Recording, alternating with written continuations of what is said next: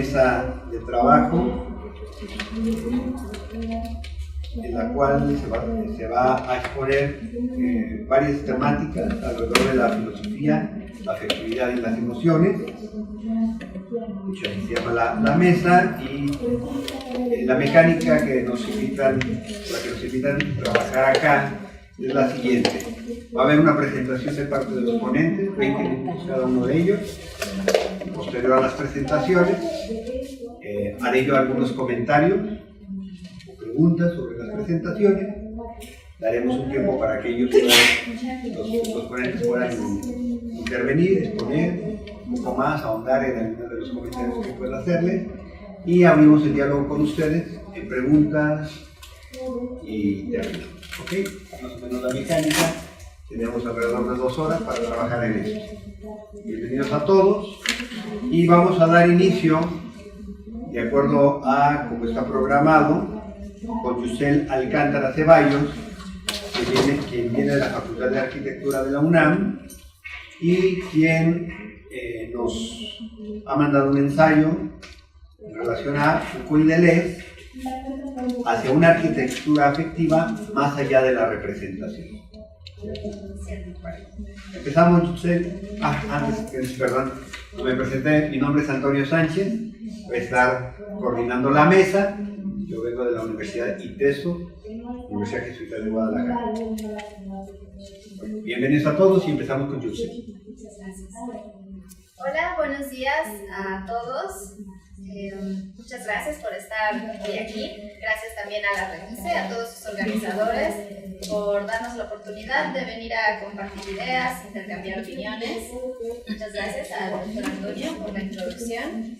Pues quiero aprovechar para hacer un agradecimiento especial a la doctora Johanna Lozoya Méndez, quien está aquí. De alguna manera yo creo que mis gracias le han de llegar. Y bueno, ya entrando en materia, voy a comenzar con mi ponencia. En efecto, se titula Foucault y Deleuze hacia una arquitectura afectiva o más allá de la representación. Me gustaría pensar con ustedes lo arquitectónico en clave de afectos, para que la arquitectura deje de ser entendida como un continente, un contenido de materia y objetos inertes, y en cambio se acentúe la exploración de su efecto sobre los cuerpos. Debo señalar que el trabajo con la relación afecto-arquitectura viene principalmente del campo de la geografía cultural y humana del circuito anglosajón, es decir, que en Latinoamérica poco se ha avanzado al respecto.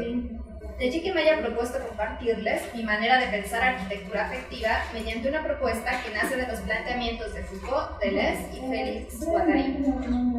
En la primera parte intentaré una actualización de lo que se ha denominado arquitectura disciplinar, de fábrica a la cárcel, escuela, entendiendo la disciplina como algo más allá de la representación, es decir, como una forma de biopoder que viaja desde el dominio de lo molar hasta lo molecular, que no puede solo depender de organizaciones o distribuciones espaciales de tipo formal, sino, y sobre todo, de la circulación de intensidades o potencias de una materialidad afectiva arquitectónica. Resulta que, tanto para Foucault como para Deleuze, nuestra vida afectiva no puede ser controlada ni gobernada completamente. Ellos plantean la idea de que siempre habrá algo que constantemente escape o se fugue. Entonces, partiendo de esta noción de fuga, buscan una segunda parte hacer evidente que la arquitectura es en sí un gran potencial de fugas, o bien, en términos más deleuzianos, sería un conjunto de potencias, de afectos que tienen la capacidad de desterritorializar. Ahora bien, ¿qué significa desterritorializar? Hay veces que la filosofía de Deleuze es bastante abstracta, pero la verdad es que en muchas ocasiones es bastante literal. Cuando algo territorializa, entendemos que ocupa cierto espacio, definido por ciertos límites. Dentro de ese espacio, algo es válido. Más allá de los límites, ese cierto territorio pierde su validez. Ese más allá es la desterritorialización. Quedémonos con este concepto en mente, al que líneas más adelante retornaré. En esta ocasión no es mi objetivo abundar en el concepto de afecto, sino en la participación de lo arquitectónico en el encuentro entre cuerpos, así como sus posibilidades de devenir acontecimiento. Desde la geografía anglosajona se ha argumentado que la espacialidad es algo que se efectúa en un continuo y contingente sentido, de maneras no solo simbólicas, sino hápticas, performativas, encarnadas. A su vez, Masumi ha dicho que el afecto nace en lo virtual, definiendo lo virtual como una multitud de potencias que están empezando a desarrollarse. Dicha noción de virtualidad ha sido inspirada en Deleuze, concepto que define como un nivel en el cual solo se encuentran fuerzas intensivas en términos no medibles que tienen la capacidad de afectar, pero cuyos efectos no pueden determinarse con toda precisión. Lo que voy a mostrar es que justo en este plano de fuerzas intensivas, este plano virtual, nosotros también habitamos y continuamos haciéndolos sin necesariamente ser conscientes de él. Desde que Foucault no trabajó explícitamente con la noción de afecto, su análisis del poder ha dado una mirada bastante crítica respecto a cómo el cuerpo y la mente han sido moldeados, no solo a través de discursos, sino mediante instituciones, diseños espaciales, estudios científicos y demás. Señaló que la disciplina se dirige a las capacidades del individuo, buscando introducirse hasta lo más íntimo de su vida privada. Su objetivo, autorreproducirse, volverse norma de conducta y entrenar al cuerpo según lo que le es permitido no hacer. Con base en lo anterior, pregunto, ¿de qué manera puede hacerse más fina la mirada para reconocer que la disciplina no solamente actúa en este ámbito representacional de la arquitectura, sino en su nivel afectivo? Necesito ahora traer a colación el término segmentaridad. Grosso modo, Deleuze y Guattari hacen referencia a que todos estamos compuestos por estratos y todo lo vivido está segmentarizado espacial y socialmente. Hablan de una segmentaridad molar y otra molecular. Básicamente lo que las diferencia es su grado de flexibilidad. Segmentaridad y arquitectura. Habitamos entonces por segmentos, habitamos segmentarizados. En las sociedades disciplinares de Foucault se habitaba yendo del segmento casa al segmento fábrica, al segmento escuela o al segmento cárcel. Segmentos a su vez distribuidos de acuerdo a juegos de espacios, leyes de óptica, de grados o de haces, cuyo fin principal era vigilar, ordenar en el tiempo y en el espacio. Pensemos más a detalle el segmento cárcel, como ejemplo el modelo del panóptico. Para Foucault, diseñado según una geometría del encierro, donde el muro grueso, la puerta sólida que impedían entrar o salir, fueron sustituidos por el cálculo de las aberturas, de los frenos y de los vacíos, de los pasos y de las transparencias. Esta manera de repartir el espacio hace referencia al nivel molar, una estructura bien definida, dura, rígida por un orden y una geometría. Sin embargo, hablar de arquitectura más allá de la representación, en este caso, más allá de la disciplina, sería mirar que bajo este nivel molar aún existe otro que sobrepasa cálculos y formas, es decir, el nivel molecular. Este estaría más cercano a lo que se entiende como nuevo materialismo, donde la materia no actúa tanto por su geometría como por su capacidad agencial, abriendo la posibilidad de afectar más allá de sí mismo. Utilicemos el ejemplo del caucho y del globo. Según la ley de Hooke, la deformación que sufre X material será proporcional a la cantidad de fuerza que se le aplique. No obstante, se ha demostrado que esto no siempre es así. Imaginamos que inflamos un globo. La intensidad que aplicamos inicialmente no es suficiente para que el caucho se expanda proporcionalmente a dicha intensidad. De hecho, cuesta trabajo que el caucho dé de sí. Más, llegando a cierto punto, pese a que mantengamos exactamente la misma intensidad, el globo se infla y el caucho se expande sin ninguna dificultad. Este ejemplo muestra muy bien lo que significa mirar a un nivel molecular, lo cual nos lleva a hablar entonces de una microarquitectura, que no se definiría por la pequeñez de sus elementos, sino por la capacidad agencial de sus materiales, que poco o nada tiene que ver con el dominio de las formas y las representaciones. Más allá de la disciplina implica reconocer que ésta no pudo haber estado sujeta a determinado acomodo de muros, dimensión de pasillos o diseño de recorridos como se ha explicado hasta ahora, sino por particulares potencias de afectos, intercambio de velocidades entre cuerpos humanos y no humanos que participan en el encuentro con la espacialidad. Retomaré ahora los conceptos de aceidad como individuación más allá del sujeto y el cuerpo sin órganos para profundizar en mi propuesta de arquitectura afectiva. Spinoza entendió el afecto como algo más allá de la subjetivación, una potencia de los cuerpos que los hace transformarse y que no depende del sujeto. Deleuze y Guattari basan su teoría de la individuación en este planteamiento. Sí, existe un modo de individuación muy diferente al de una persona, un sujeto, una cosa o una sustancia. Todo es relación de movimiento y de reposo entre moléculas y partículas, poder de afectar y ser afectado. En la filosofía de Deleuze, cualquier cuerpo, dada su capacidad afectiva, conforma agenciamientos que producen una individuación a la que le llama aceidad. Pensemos en un hombre lobo. Este hombre lobo o lobo hombre solo puede serlo de noche y con la luz de luna llena. Individuación que equivaldría a hombre más devenir lobo más noche más luz de luna llena, donde el lobo deja de ser sujeto para devenir acontecimiento, en un agenciamiento que es inseparable de una hora, una estación o de una atmósfera. De esta lógica, podemos desprender que arquitectura no sería objeto, tampoco sujeto, sino individuación, aceidad o evento.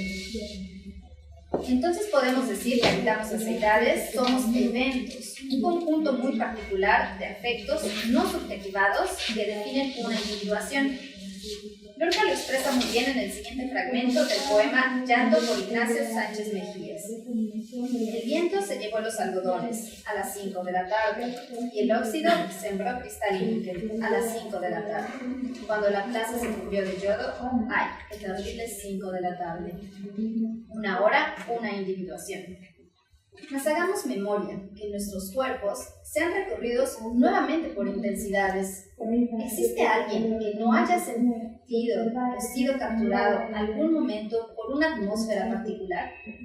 ¿Acaso no la humedad de la niebla, el rocío de la noche y el vacío sombrío de una habitación el 2 de noviembre se quedan impregnados en la carne y vuelven y nos atrapan una y otra vez? Una atmósfera, otra individuación. ¿Cómo es posible que después de tanto tiempo continuemos cargando espacios, horas y atmósferas? Señalan Deleuze y Guattari que cualquier aceidad o evento de ninguna manera son instantáneas, sino que su capacidad de perdurar, de acumular tiempo y estratificarse en y a través de él, es posible puesto que suceden dentro de una temporalidad abstracta, esto es, en el tiempo de Aion, que es el tiempo indefinido del acontecimiento, y Cronos, por el contrario, es el tiempo de la medida, el que fija las cosas y los sujetos. En este sentido, arquitectura afectiva es un agenciamiento, cuerpos humanos más no humanos, más horas, más atmósferas, que acontece y se actualiza en el tiempo de Aion. El óxido, la plaza o el viento dejan de ser sujetos para devenir acontecimientos en agenciamientos. De tal modo diríamos, siguiendo estos mismos ejemplos, óxido devenir 5 de la tarde o humedad de niebla devenir noche, siendo cada uno un evento. Es en esta temporalidad abstracta de la arquitectura cuando importan las potencias de devenires que nacen al interior de cada agenciamiento, que por ende van más allá del sujeto. Así lo hacen notar Michel Tournier en los meteoros y Virginia Woolf en las olas. Estoy en una burbuja, más o menos inflada. Soy esa burbuja. Tengo un tallo en mi mano. Yo mismo soy un tallo. Una burbuja, devenir cuerpo humano. Y un tallo, devenir cuerpo humano.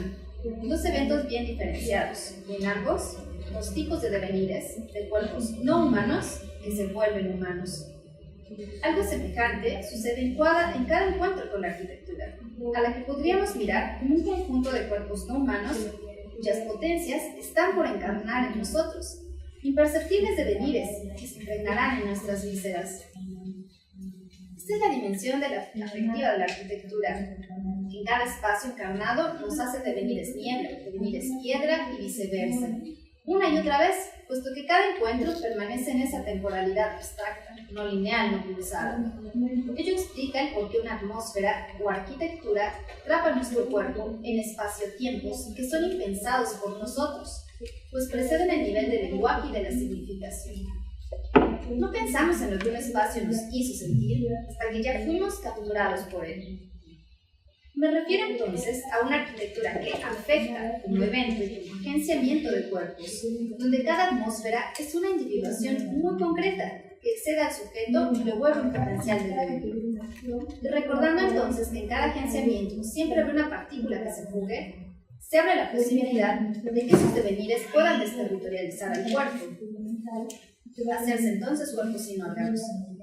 Para Deleuze y Guattari, el organismo aprisiona la vida, pues su jerarquía de funciones y órganos le resta potencia al devenir. En cambio, hacer pasar intensidades, abrir nuestro cuerpo a un sinnúmero de conexiones, eso es el cuerpo sin órganos. Mas el caminar entre muros, cruzar cuartos, subir escaleras o cualquier otro modo de relacionarnos con la arquitectura y el mundo no necesariamente implica una desarticulación de los sentidos, solo son experiencias, y la experiencia está estratificada a partir de la organización de nuestros órganos. Por el contrario, fabricarse un cuerpo sin órganos nada tiene que ver con la experiencia, pero sí bastante con la experimentación. En 1000 recetas se describen varios cuerpos sin órganos: el cuerpo hipocondriaco, esquizofrénico, masoquista. La experimentación de este último ha consistido en hacerse atar o coser para inmovilizar el ejercicio de los órganos, para luego latigar y herir, trazando en él un mapa de intensidades, de niveles y de umbrales. Volvamos a los meteoros de Tehulier. Estoy en una burbuja, más o menos inflada, soy esa burbuja. Unas veces su membrana flácida, desinflada, se pega a mi cuerpo. Coincide con mi piel, otras rebosa, vuelve lecho, invade la habitación. Vislumbra el nacimiento de un cuerpo barométrico, pluviométrico, anemométrico, hidrométrico, un cuerpo poroso donde vendrá a respirar la rosa de los vientos. En este caso nos describe una atmósfera, una ceguedad muy concreta, un agenciamiento de un cuerpo humano más membrana flácida más burbuja que se encarna desde las vísceras hasta la piel, un cuerpo poroso que se abre a la atmósfera de la habitación y hace pasar velocidades. El organismo se ha desterritorializado. Lo que aquí quiero subrayar es que la arquitectura no es el cuarto donde yace el cuerpo, sino el conjunto de eventos que están conformando múltiples interagenciamientos, donde los cuerpos no humanos devendrán humanos y viceversa. Pensando en la relación arquitectura-cuerpo, entonces podemos reconocer que la arquitectura no lo contiene, sino que se interconectan. Más que contenedor, se vuelve interconexión. Ante la pintura, por ejemplo, podemos hacer los cuerpos sin órganos, donde el ojo se libera de su función predeterminada y devenga un órgano para captar fuerzas distintas, elementales como la gravitación o la inercia. La pregunta necesaria y posible al ya no entender la arquitectura ni como un continente ni como una dimensión ajena al cuerpo humano sería: ¿qué mapas de intensidades, niveles y umbrales trazar? ¿Qué encuentros virtuales crear? Tras este recorrido por la filosofía de Deleuze y Guattari, me parece que se hacen patentes esos vacíos que aún quedan por explorarse respecto a cómo es que la arquitectura afecta. En el plano filosófico, es plausible entender cómo se construye un cuerpo sin órganos, cómo se producen los agenciamientos, cómo las intensidades y afectos. Pero si la arquitectura nunca es una entidad aparte, sin interconexión y encuentro, ¿cómo producir desde allí cuerpos sin órganos o desterritorializaciones? Finalmente, me resta apuntar uno de los retos que surgen en materia de diseño, y es que el espacio euclidiano deja de ser suficiente para acceder a este nivel afectivo molecular. En efecto, el diseño deja de ser una cuestión de organización o distribución de espacios, y en todo caso se vuelve una cuestión de diseño de devenires y mapas de intensidades que recorrerán los cuerpos. En cada tabique, en cada superficie, una potencialidad de desterritorialización. Pregunto entonces, ¿con qué espacios, con qué arquitecturas y qué atmósferas nos habremos hecho ya cuerpos sin órganos? Muchas gracias.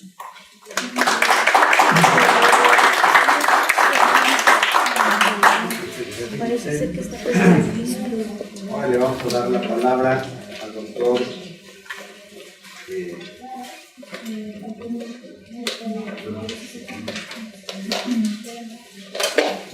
Abraham Sapién Córdoba, quien justamente sobre la Universidad de Glasgow y la Sorbona París 4, quien tiene un trabajo muy interesante sobre la zozobra. Su tesis doctoral. Perdón, Toño, es que me faltó el micrófono, como se está grabando, para que pueda, Okay. por favor. Un poco estirado, ¿sí? Es que la diseño la siguiente.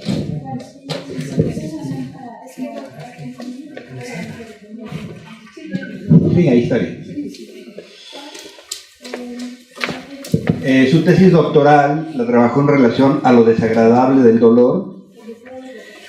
Próximamente será profesor titular en la Universidad Pedagógica Nacional.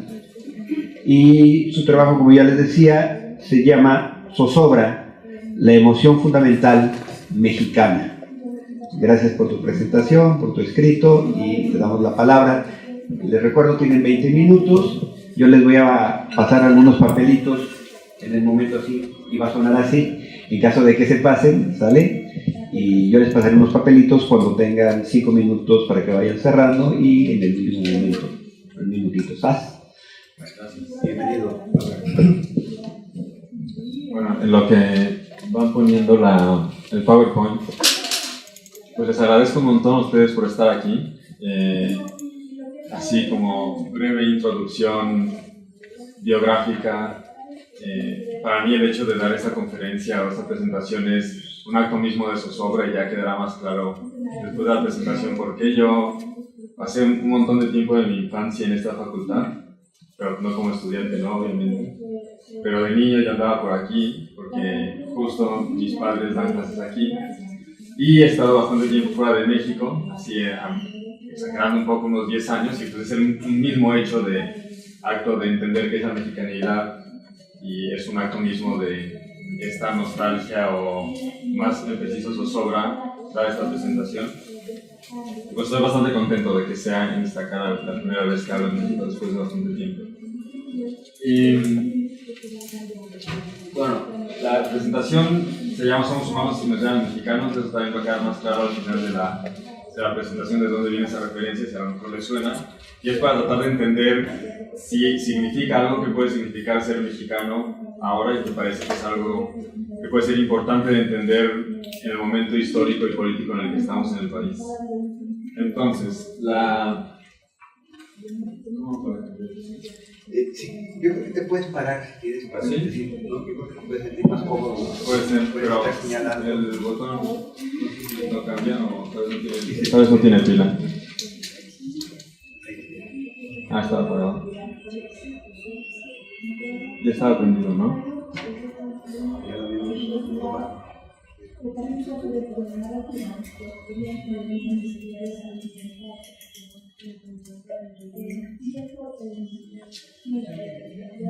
Ya, si no te puedo ir diciendo y podrías ir cambiando la diapositiva.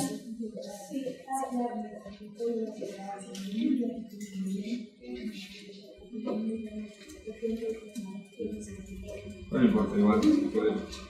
Que te vaya ayudando ahí. Sí, claro. Entonces, para daros una idea, esta es la estructura de lo que voy a decir. Primero voy a empezar hablando de la mexicanidad. Y hay 3 autores que me parecen bastante útiles para entender esto, que son Ramos, y luego Paz, y luego Uranga. Y fue parte de un gran proyecto que hubo en México alrededor de mediados del siglo pasado para tratar de generar una identidad nacional. Y una discusión concreta en filosofía tratando de dar cuenta de este carácter mexicano. Entonces, estos 3 autores están bastante ligados y van haciendo como un discurso tratando de entender qué es esto de la mexicanidad. Voy a tratar de mostrar cierta coherencia o cierta línea argumentativa que hay entre ellos 3, hasta llegar a Uranga, que es el que más me interesa, que propone el sentimiento de zozobra como el carácter típicamente mexicano. Y este carácter, lo que voy a hacer es tratar de entenderlo a partir de la teoría de las emociones. Entonces, hay un montón de teorías de las emociones, pero me voy a concentrar en una que es representacional, que trata de explicar a las emociones como la representación de algún objeto. Entonces, luego voy a hablar del miedo, que es una emoción que es clásica para tratar de entender la teoría de las emociones, y explicar cómo se puede entender a la zozobra como bajo esta teoría representacional de las emociones. Me parece que es una manera de aclarar qué puede ser la zozobra y qué puede ser este sentimiento típicamente mexicano. Y sí, finalmente algunas conclusiones para tratar de pensar el concepto. Entonces, si puedes pasar. Tal vez ustedes ya lo conocen, hay la figura del pelado, es una figura que propone Ramos, y justo antes, bueno, leo la cita y luego explico un poco más del concepto. Entonces, él nos dice que el pelado pertenece a una fauna social de categoría ínfima y representa el desecho humano de la gran ciudad. En la jerarquía económica es menos que un proletario y en la intelectual un primitivo. La vida le ha sido hostil por todos lados y su actitud ante ella es de un negro resentimiento. Y continúa diciendo que la terminología del pelado abunda en alusiones sexuales que revelan una obsesión fálica. nacida para considerar el órgano sexual como símbolo de fuerza masculina.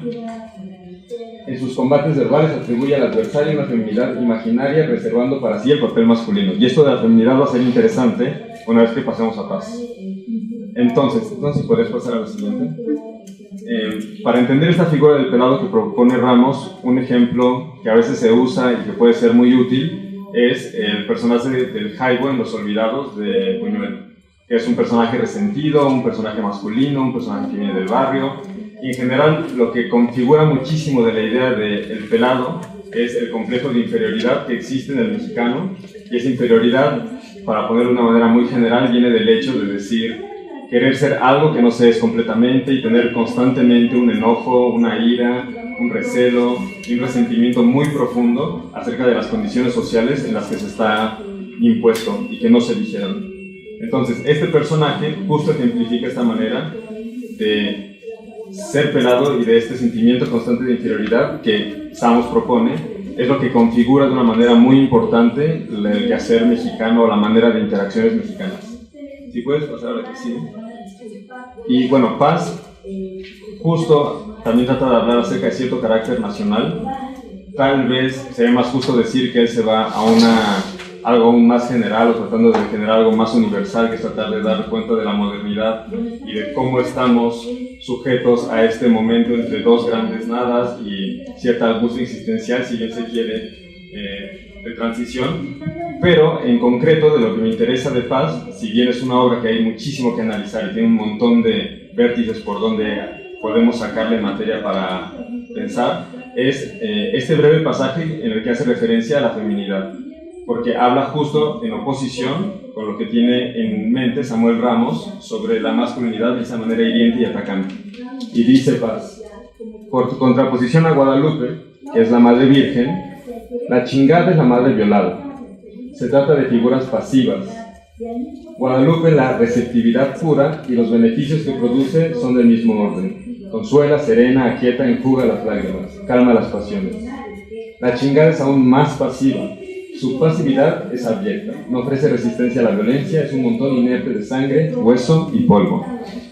Lo que quiero señalar con esto, más allá de que estemos de acuerdo o no con estas perspectivas, es esta dualidad que, si bien en el primero ocurre en términos de la inferioridad de lo que se quiere ser pero que no se es, al mismo tiempo esta dualidad se empieza a entrever entre la relación que van haciendo entre lo masculino y lo femenino. Mientras que lo masculino es la agresión, justo por este prejuicio de inferioridad, hay una cierta manera de entender lo femenino en contraposición a eso, y que parece estar simbolizado o plasmado en las imágenes estereotípicas de la Virgen y de la Malinche, que es la traidora o la puta, y que son parte de, algunos creen, arquetipos muy clásicos que se presentan en las culturas patriarcales. Y si podemos pasar a la que sigue. Y por último, para hacer esta conglomeración de la identidad mexicana en la filosofía de los 50s, alrededor del siglo XX, a pesar de que ha habido otras cosas, Uranga propone la idea de la zozobra. Entonces, esto sí lo explico antes de leer la cita. Él viene de una corriente de heideggerianos y de existencialistas que lo que justo trataban de hacer era tratar de generar formas de conocimiento a partir de instancias particulares. Entonces, era renunciar a la idea de tener una definición muy general y global, y a partir de ahí entender la individualidad, sino que más bien venía de la tradición un tanto opuesta, si bien quieren existencialista o incluso fenomenológica, decir, bueno, parto de la particularidad, que es así, le entiendo al menos, o tengo cierta certeza acerca de lo que es más presente de lo que soy yo como individuo, y de ahí espero, con un poco de suerte, generar conocimiento que después se aplica a muchos más casos. Si bien esto no solo aplica a los mexicanos, porque puede aplicar a otras naciones, sí la idea es tratar de dar un carácter muy fundamental de qué es ser mexicano. Entonces, bajo esta idea, él nos dice que no conviene partir de una definición del hombre en general para iluminar con esta idea el hombre particular que es el mexicano, sino la inversa, y por paradójico que yo parezca, hay más bien que partir del mexicano para iluminar desde ahí lo que ha de llamar hombre en general o la esencia del hombre. Entonces, Uranga trata de decir, bueno, yo soy esto, este es el sentimiento que yo tengo, y de ahí voy a tratar de entender cuáles ciertos aspectos de la naturaleza humana. Y él propone que a la zozobra como este sentimiento típicamente mexicano. Él, en parte por la tradición teórica que viene, lo pone en términos de ser parte de dos mundos y no pertenecer a ninguno. Y ese sentimiento más en particular. Yo lo parafraseo tratando de ponerlo de una manera más clara o que sea más fácil de analizar y criticar también, de esta manera. Entonces, yo propongo que la zozobra es el sentimiento de reflejarse como A y E, donde estos son distintos conjuntos de propiedades sin identificarse por completo con ninguno. Y A y E en concreto, para hacerlo de una manera muy general y esquemática, se refieren a ser americano y a ser europeo. Ser americano en gran medida también quiere decir ser eso que conecta con América precolombina o precolonista, sea lo que eso signifique. Claro, todo esto es dentro del margen de decir, bueno, para tratar de entender y hacer teoría y generar cierta forma de comprensión, vamos a hacer generalidades que bien pueden ser criticadas, claro, porque hay un sinfín de cosas que pueden significar ser tanto americano como europeo, pero esa es la idea general. Es la idea de decir, soy parte de estos dos grupos, pero no me identifico completamente con ninguno y me quedo en el medio. Y esa es la idea que parecía, o que él proponía, que permeaba de manera muy fundamental qué es lo que era ser mexicano. Y por fundamental, él no usa exactamente ese término, pero yo como entiendo fundamental no es que es una característica esencial o necesaria, es decir, se puede ser mexicano sin sentir sentimiento de zozobra, pero sí es algo que caracteriza o que identifica de una manera muy particular la manera de ser mexicano y de muchas de las interacciones mexicanas que pueden darse. O sea, esto configura de manera muy importante la interacción, a pesar de no ser una propiedad completamente necesaria, o en un sentido lógico o metafísico. Entonces, lo que yo estoy tratando de hacer aquí es, una vez que entendemos ese carácter mexicano, ponerlo a trabajar con otras herramientas teóricas para tratar de volverlo aún más claro y tratar de ver en qué medida puede tener formas de corrección, así como otras emociones. Y a mí me parece que claramente se puede entender como una emoción. Entonces, dentro de las diferentes teorías de las emociones que existen, hay una que a mí me parece especialmente útil y clara, que eso no quiere decir que no tenga problemas, que es la teoría representacional de la mente. Y sobre todo, a mí me gusta pasarme sobre todo en el aspecto representacional, aún más que el aspecto fenomenológico o corpóreo, si bien también está presente. Y en tanto que aspecto representacional, hay dos características que a mí me parecen bastante importantes. Y una es que los estados mentales son representaciones sobre algo, o sea, que tienen contenido. Es el signo básico de la teoría brentaniana y de una gran cantidad de ideas en psicología, que es lo que distingue a lo mental es que va sobre algo, versa sobre algo. Hay contraejemplos posibles, pero bueno, esa es la idea general. Y una manera de entender esta noción de contenido que puede ser muy útil es pensando en el periódico. El periódico es sobre algo, y ese contenido es de lo que tratan las noticias. Y ese contenido puede estar equivocado, o sea que tiene condiciones de corrección. Y esa es otra característica muy importante de los estados representacionales. Entonces pensemos otra vez en el periódico. Si bien el periódico habla de algo, puede ser que lo que dice esté ligeramente equivocado, o sea completamente falso y estén inventando información.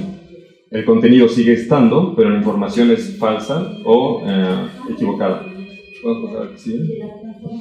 Y entendiéndolo así, esta manera de entender los estados mentales ha sido especialmente útil para dar cuenta de la percepción, por ejemplo.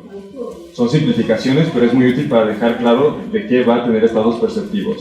Por ejemplo, si veo una cosa roja, la idea es que en la visión normal tengo un objeto y yo estoy representando ese objeto y hay una línea causal entre mi representación y mi representación es verídica o adecuada o correcta cuando estoy representando el objeto que de hecho está presente. ¿Podemos pasar a la que sigue? El caso, la manera clásica de entender una alucinación es que sigue habiendo un objeto sobre el que se versa, pero la representación es en algún modo incorrecta. Por ejemplo, yo represento una esfera, pero la represento como verde o digamos una manzana, en tanto que es roja. Entonces hay un elemento que es inadecuado en la línea causal de representación. Y en el caso de ilusión, de manera estándar de entenderlo, es que si yo bien sigo teniendo una representación, no hay ningún objeto que esté causando ese estado perceptivo. Y hay otros casos que son un poco más complejos, que los menciono muy rápidamente, de alucinaciones verídicas. en las que si bien hay un objeto y yo lo represento, la línea causal entre los dos no es la correcta. O sea que yo puedo estar alucinando una manzana roja y de hecho hay una manzana roja, pero lo que causa mi percepción de la manzana roja no es esa manzana roja en particular, ¿no? Pero bueno, esto da una idea general de cómo funcionan los estados perceptivos y representacionales. Entonces, podemos pasar a la que sigue. Si bien no es muy claro a veces exactamente qué es una emoción y cuáles son las emociones, el miedo siempre aparece como el ejemplo paradigmático que nadie dice, bueno, miedo no puede ser una emoción. Hay otros, ¿no?, que son un poco más complejos, Schadenfreude, que es este sentimiento de sentir gusto por el malestar de alguien más. El disgusto a veces no es tan claro si parece como una emoción. Hay gente que habla de la angustia y dicen que, por ejemplo, la angustia en Heidegger justo es tener una emoción hacia la nada. Entonces parece, no es tan obvio que sea un objeto, un estado mental con objeto, pero el miedo es de los más claritos, ¿no?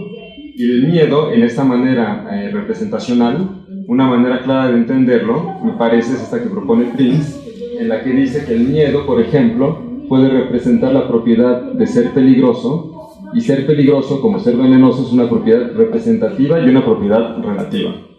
Lo que esto quiere decir es que, por ejemplo, pensemos en... Una buena manera de entender esto es pensando en una alarma de incendios. La alarma de incendios, al empezar a hacer pip, pip, pip, lo que está representando, está adquiriendo información acerca del humo, y lo que está diciendo es, ese sonido significa que hay fuego o hay algo que está causando humo y eso es peligroso. Una alarma está identificando o está representando peligro. Y la idea es que cuando sentimos miedo a este tipo de perspectivas que son en parte representacionales y en parte fenomenológicas y físicas, es que cuando yo siento un nudo en el estómago, este nudo en el estómago evolutivamente es una manera de decirme, hay algo peligroso, ten cuidado. Entonces este nudo en el estómago es el bip bip de la alarma, es más o menos la idea. Y lo peligroso es relativo, o sea, depende de tus propias condiciones que algo sea realmente peligroso. Y eso va a quedar un poco más claro ahora. Por ejemplo, supongamos que yo represento peligro, ¿no? Y diríamos que es un miedo adecuado en el que estoy representando algo como peligroso, porque el miedo es la representación de algo en tanto que peligroso, y si de hecho es peligroso porque es un perro gigante que me va a morder y me va a hacer daño, entonces ese sería un miedo adecuado. El miedo no es el hecho de que sea realmente peligroso, es la representación de algo como peligroso, y si realmente lo es, sería un estado mental con condiciones adecuadas, en el mismo caso como la percepción visual. Y si pasamos a la que sigue, un miedo inadecuado es cuando yo represento peligro, pero en realidad no es peligro. Entonces es un perrito chiquito que no me va a hacer nada, yo lo represento como peligroso, eso quiere decir que en verdad estoy sintiendo miedo, pero basado en esta misma idea de que la mente tiene estas dos condiciones, que es, tiene un objeto intencional y circunstancias de corrección, puedo tener miedos inadecuados. Por ejemplo, no tiene caso tener miedo a algo que no te va a hacer daño, es un miedo, digamos, inadecuado, a veces se le dice irracional, tenerle miedo a un pequeño ratón que no te va a hacer nada, o a una imagen que realmente no te va a hacer daño a pesar de que la representas como peligrosa. Entonces, bajo estas dos ideas, a mí me parece que se puede... ¿Cómo voy el tiempo? Vamos. Bueno. Ya faltando, perdón. Me emocioné de escuchar. Perdón, bueno, voy rápido. Entonces, bajo esta idea me parece que se pueden dar cláusulas más o menos sencillas de qué es la zozobra de esta manera representacional. Que es decir, las correcciones exactamente son un poco más precisas que esto, pero en versión visual me parece que es más sencillo ponerlo de esta manera. Yo represento que no pertenezco ni a América, digamos, ni a Europa por completo, o sea, al grupo A y E por completo, y la zozobra adecuada es que de hecho no pertenezco por completo a ninguno de estos grupos, claro, ¿no? Que sería que siento zozobra y realmente debo de sentir esta zozobra, por decirlo de alguna manera. Mientras que habría formas de zozobra inadecuadas, si podemos pasar a la que sigue, por favor, donde sí pertenezco por completo a A, I, O, A, E, y yo me represento como realmente perteneciente a esto que, digamos, le vamos a llamar América, Europa, sea lo que eso significa, pero de hecho realmente no pertenezco a estos grupos porque no comparto la lista completa de propiedades que me harían pertenecer al grupo. Y la siguiente manera de zozobra inadecuada, pues es al revés. que yo represento, que no pertenezco por completo a ninguno de los dos grupos, pero que de hecho sí pertenezco a uno de estos grupos. Y no es tan difícil, pero bueno, no voy a entrar en los detalles de cómo ocurriría exactamente esto en ejemplos, pero creo que se los pueden imaginar. Y si pasamos a la última, en un libro más reciente, bastante más reciente, y perdón, acabo de revisar y no es de 2014, es del 87. En Roger Bartra, no sé si lo conozcan, pero la idea es hablar de la mexicaneidad y utilizando muchísimo la forma del ajolotl o axolotl como el símbolo o la concatenación o una herramienta útil, casi poética, para entender la mexicanidad como esto que está entre dos cosas y que va otra vez a la tensión entre opuestos, ¿no? Vimos esta tensión entre opuestos a través de esta discusión alrededor de los 50 del siglo pasado, y hay otra vez esta cosa de transformación. Dice que el axolotl es la larva acuática de una salamandra. Es capaz de reproducirse para conservar así una cierta juventud y eludir, por tanto, la metamorfosis. La idea es que, de la misma manera en la que podemos encontrar algo monstruoso en el axolotl, también podemos encontrar algo bello en él, ¿no? A mí, solo andando ahora por la ciudad, me recuerda a estas analogías que a veces podemos ver por todos lados de la Ciudad de México, qué bonita es, pero qué monstruosa es, y que se repite, ¿no? Parecen que estos arquetipos de identidad mexicana, del punto entre medios y la representación de ciertas partes, parece que se mantienen. Y el axolotl parece estar reivindicado, y ahora veo más murales de axolotls por diferentes parques, que también es interesante cómo se empieza a reapropiar esta imagen para encontrar nuestra identidad.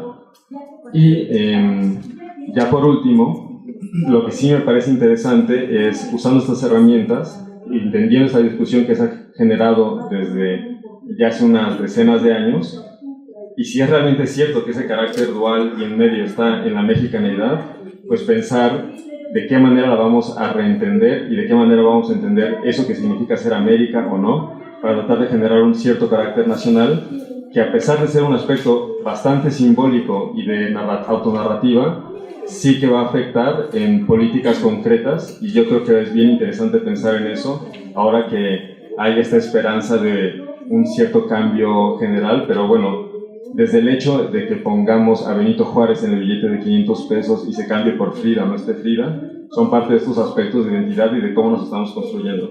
Y para cerrar, si podemos pasar a la última, no lo voy a leer porque me parece terriblemente cursi, pero los dejo un poco para pensar, y es sobre la idea, basándome en el trabajo de David Foster Wallace que hizo sobre el hip hop en Estados Unidos.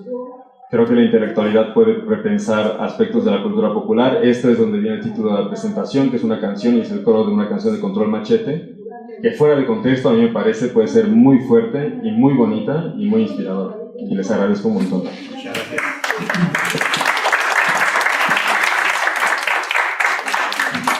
Ahora le toca al doctor Hilario Copete para una presentación que hace un buen contrapunto con la presentación anterior, y creo que mete elementos nuevos a discusión sobre el tema de la fertilidad.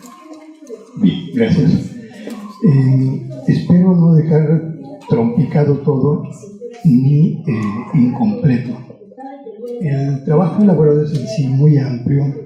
De hecho, es el inicio de un ensayo extenso que tiene como finalidad responder la pregunta que me hizo un chico hace aproximadamente 7 años y que nunca pude resolverla.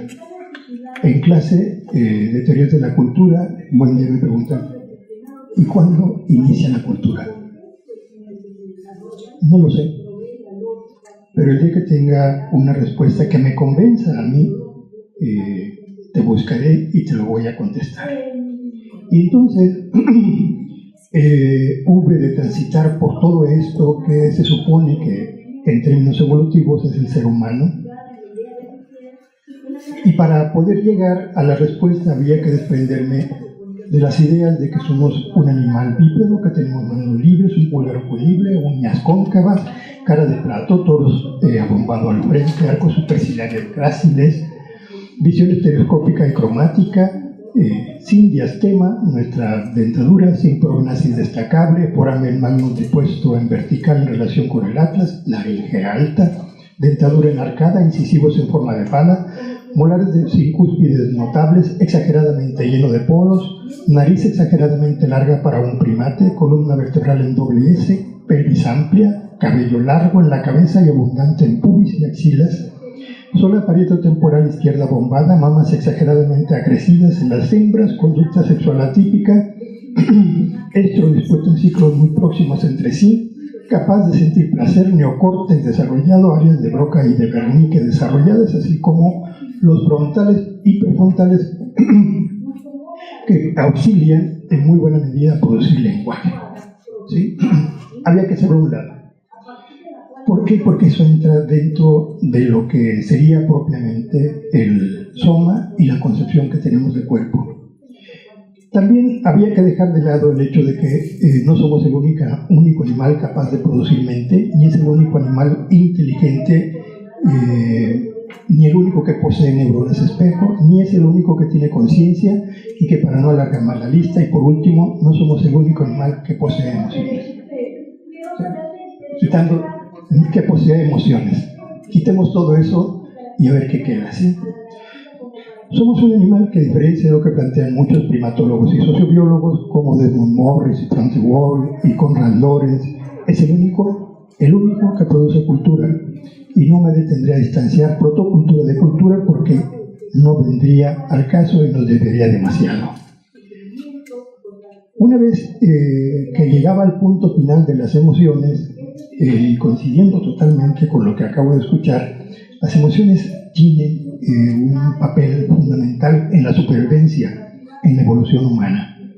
Pero de lo que se trataba era de saber o de establecer si estas emociones, que en buena medida han auxiliado a la supervivencia de nuestra especie, tienen algún vínculo con la cultura, o en algún momento tuvieron algún vínculo con la cultura y aparecieron cosas extrañas. El problema estribaba también en cuál es la noción de emoción y cuál es la noción de cultura. Una emoción, para tomar una idea que no es mía, es de Antonio Damasio, es un conjunto de respuestas químicas y neuronales que forman un patrón distintivo. Las respuestas son automáticas. El cerebro está preparado para la evolución para responder con repertorios específicos de acción. El resultado inmediato de estas respuestas es un cambio temporal del propio cuerpo en el estado de las estructuras cerebrales que cartografían el cuerpo y sostienen el pensamiento, es situar al organismo en circunstancias propicias para la supervivencia. O sea, las emociones tienen que ver con estar en un estado de alerta contra aquello que nos es nocivo, pero también en un estado de acercamiento a aquello que nos es benéfico, en tanto especie, en tanto animales. Esto nos lleva a establecer que, bueno, como lo han hecho los teóricos de las emociones, hay diversos tipos de emociones, aunque esto solamente tiene un fin académico, la diferenciación. Tendríamos las básicas, por supuesto, entre las cuales estarían la alegría, la aflicción o la tristeza, la ira, el enojo, el miedo, la sorpresa y la repugnancia o el asco, ¿sí? Existen otras que no sé por qué demonios se les tuvo que llamar con emociones cognitivas o cognoscitivas superiores, entre las cuales están el amor, la culpabilidad, la vergüenza, el desconcierto, el orgullo, la envidia y los celos. El asunto está en que estas emociones cognoscitivas superiores tienen una peculiaridad: no se dan de manera individual. Se requiere de un conjunto de individuos. ¿Por qué nadie tiene celos de sí mismo? A menos que tenga algún problema por ahí en la azotea. Nadie tiene envidia de sí mismo, a menos que también tenga un problema por ahí. La vergüenza, nadie se avergüenza ante sí mismo, siempre se avergüenza uno ante los demás. Y el asunto está en que, en tanto antropólogo, nosotros tenemos que hay un tercer grupo de emociones que han sido muy poco trabajadas, que son las de diseño cultural específico. Esta categoría no existe, pero forma parte del texto de ensayo que estoy preparando. Las de diseño cultural específico, entre las cuales se encuentran, por ejemplo, el ama de japonés, la condición de jabalí de los Gururumba, Nueva Guinea, el gusto purépecha, el trance nahualístico y entre otros el nirvana, ¿sí? Solamente son comprensibles en un contexto cultural y solamente el entorno tiene las claves para poder entender ese tipo de emociones y para poderlas vivir, para poderlas frenar, para poderlas encauzar, canalizar. A diferencia de las cognitivas superiores, en las cuales basta simplemente con un corpus mínimo de valoración y de normas que generacionalmente se van transmitiendo. El otro problema era saber qué demonios es la cultura o establecer qué es la cultura. Y la cultura, como punto de partida para este ensayo, es el entramado sígnico-simbólico mediante el cual los seres humanos proveen de sentido a la vida, al mundo, a su vida en el mundo y a todos los procesos psicosociales de un grupo cuyo contenido es compartido dentro de un grupo que tiene los códigos con los cuales lee, entre comillas, entiende, interpreta, significa, reproduce, conserva, se identifica y modifica constantemente conforme los requerimientos de los cambios grupales auto o heterogenerados. Es una noción de cultura bastante elemental. Traducción en términos espero que no se ofendan, menos mamucos y un poco más peatonales. Se trata ni más ni menos de signos y símbolos en cadenas y además en dialogía entre intersígnica y intercadenística, permítanse la expresión, que permiten de una u otra forma la articulación de los sujetos. ¿En qué momento pudieron haberse unido las emociones y la cultura? La paradoja es que viendo a través de las emociones, la cultura aparece simplemente en el momento en el que hay una conciencia que es capaz de crear cultura. Es decir, un poquito más allá de lo que nosotros podemos considerar como mente, como el sí mismo, un poco más allá de la propia conciencia, pero en el nivel de conciencia creadora de cultura. Esto es algo sumamente raro. Y esta conciencia creadora de cultura nos salva muchas veces el problema de dónde demonios está el engarce, esa bisagra entre la cultura y las emociones. Pero si nosotros hacemos el recorrido en retrospectiva de la cultura, nos vamos a encontrar con que bajo esta concepción, un grupo determinado, en el momento en el que todavía no tiene este ensamblaje de todas las áreas con las cuales es posible producir signos, símbolos, lenguaje en términos generales, que son fundamentalmente las áreas de Broca, el área de Wernicke, los prefrontales y los frontales, antes de que ocurra este ensamblaje, que al parecer tiene que ver con un conjunto de procesos mutacionales, perdón por la palabra, que hicieron posible que estas áreas que ya estaban dispuestas ahí desde la fase de un Homo habilis a Homo ergaster a Homo erectus, de pronto se diera de una manera explosiva en los primeros Homo sapiens contemporáneos, y para citar alguno muy concreto, los cromañones, ¿sí? Estos primeros seres de los cuales no sabemos exactamente qué hablaban, ni cómo hablaban, ni para qué hablaban, ni por qué hablaban, aunque tenemos muchas hipótesis al respecto, de pronto dejaron una serie de elementos de lo que hoy llamaremos cultura material, que dicen que hay entre la fase del asiliense, por ejemplo, hasta la fase de ¿cómo se llama? Perdón, se me acaba de ir ahorita la fase de lítica. Hay una explosión instantánea que se da entre más o menos 40 y 30.000 años, casi como por arte de magia. Y de pronto empiezan a aparecer, más allá de estas bifaces, hachuelas de mano, empiezan a aparecer una cantidad impresionante de objetos hechos de hueso, de marfil, de piedra, con diseños ultra novedosos, y aparecen en diferentes latitudes. En una temporalidad de 10.000 años hay una explosión de cultura material, comillas, que de pronto superan en un lapso sumamente breve, 10.000 años más o menos, a todo lo que se pudo haber logrado en cosa de 1.9 millones de años, y nos vamos hasta el Homo habilis más jovencito, y podríamos ir hasta 2.3 millones de años hasta el posible tránsito entre los Australopithecus y los Homo habilis. Bien, ¿qué pasó en este periodo? En este periodo, y ahí viene la parte ensayística, en este periodo, estos homos que tenían la facultad, la habilidad, los medios para poder comunicar todo aquello que les permitía la supervivencia, seguramente tuvieron un lenguaje. Este lenguaje les permitió, sobre todo, traducir a gestos, guiños, palabras, gruñidos, lo que fuera, sonidos guturales, determinadas asociaciones entre lo que el sujeto está viendo o sintiendo como peligro y está viviendo simultáneamente una emoción de peligro y lo comunica de una manera más o menos cotidiana, más o menos repetida, que hace que el sonido mismo, es decir, el signo, si lo queremos ver como una articulación de sonidos vocálicos y consonánticos, empieza a tener sentido.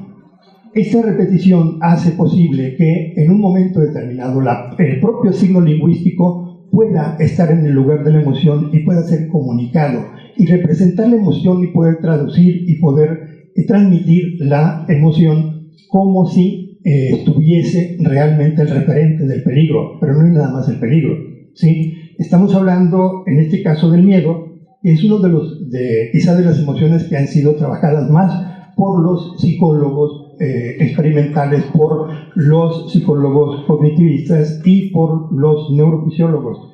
Sin embargo, no es el único. Si nosotros metemos la noción de caricia, de placer, como lo plantea Verbigracia Robin Dunbar, un psicólogo evolucionista, dice, bueno, cuando el grupo crece, cuando el grupo es pequeño, no hay ningún problema, todos pueden acicalarse, pueden tener contacto, sienten sabroso, los expulguen, grooming, todos pueden sentir sabroso, y eso produce una especie de cohesión, y los sonidos de esa sabrosura, de ese placer de homos acicalándose, permite en buena medida, sí, identificar estos sonidos agradables con la propia caricia. El problema, dice Dunbar, cuando crece el grupo es que la posibilidad de acicalar a todos los demás se empieza a reducir.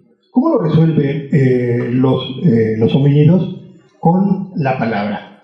Es decir, ahí se regresa nuevamente al signo lingüístico que en buena medida ya no solamente sirve para transmitir la noción o la sensación de advertencia del peligro, sino la del placer. Y con eso van una cantidad impresionante de las emociones básicas, las que decíamos, el asco también es transmisible, y nosotros lo vivimos continuamente en nuestra cotidianidad. Un niño, los bebés, espero que no les haya ocurrido, pero no es infrecuente que un bebé se zurra, y de pronto el bebé, si tiene la posibilidad, toma el excremento, se lo lleva a la boca y no le pasa absolutamente nada. No siente asco, ¿sí?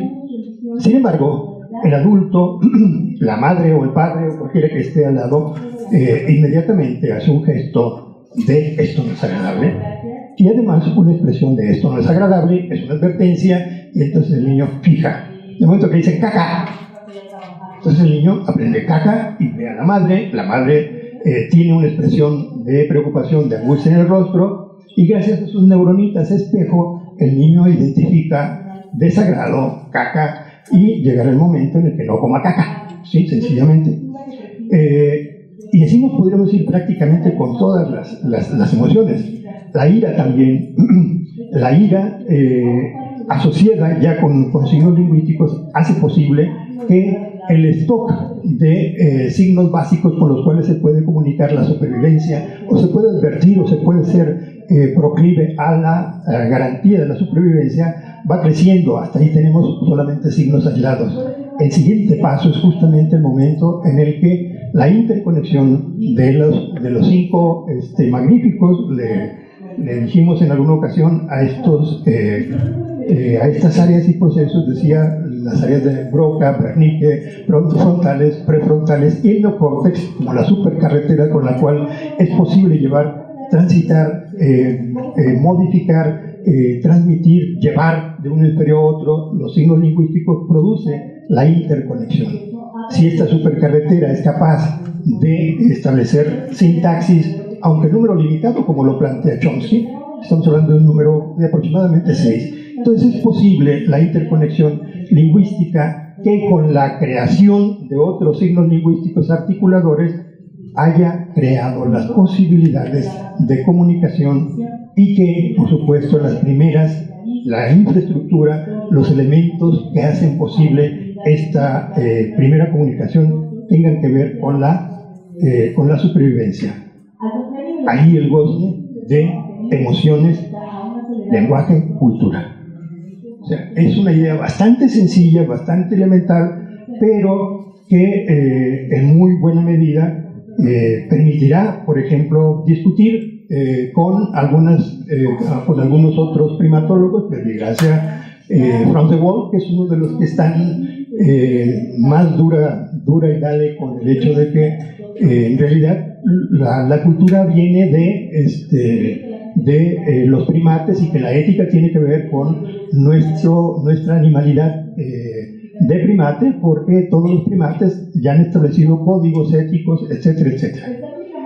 La pregunta es si esto que podemos considerar, siguiendo a Sabater-Pi, a Jordi Sabater-Pi, si esto que puede ser considerado como protocultura, en realidad es una cultura. Por ahí va, espero no haberme excedido el tiempo. Muchísimas gracias. Muy amable.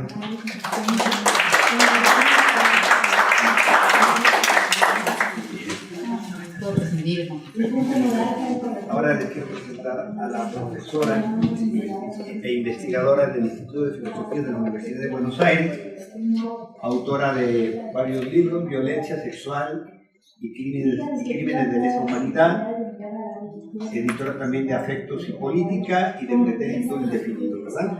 Bienvenida. Muchas gracias. Muy buenos días. En primer lugar quería agradecer a los organizadores y organizadoras de este coloquio la posibilidad de compartir este trabajo, que es un trabajo que he iniciado muy recientemente y que forma parte, es un capítulo, digamos, de una investigación de largo plazo que está dedicada a trabajar los orígenes del feminismo en distintas instancias, pero sobre todo distintos momentos claves de la primera ola del feminismo en términos del giro afectivo, es decir, pensando básicamente como premisa de esos distintos capítulos que componen esta investigación que el feminismo desde sus orígenes encaró una suerte de desestructura del sentir patriarcal, para utilizar la terminología de Raymond Williams, que lo definen, entiendo yo, desde ese momento, desde los momentos de sus orígenes, a partir de un modo muy particular de entender la lógica de la emancipación y del agenciamiento político, y que le da características específicas como un movimiento, o colabora en la definición de características específicas del movimiento.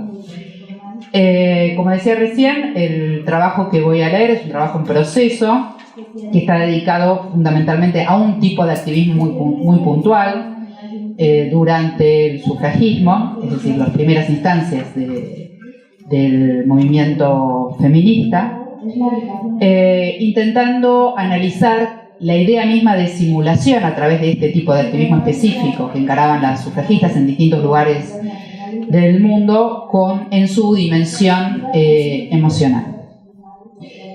Hay una frase de la escritora norteamericana Joan Didion que reproduce insistentemente a través de las páginas de Noches Azules, el libro sobre la muerte inesperada de su hija a los 39 años.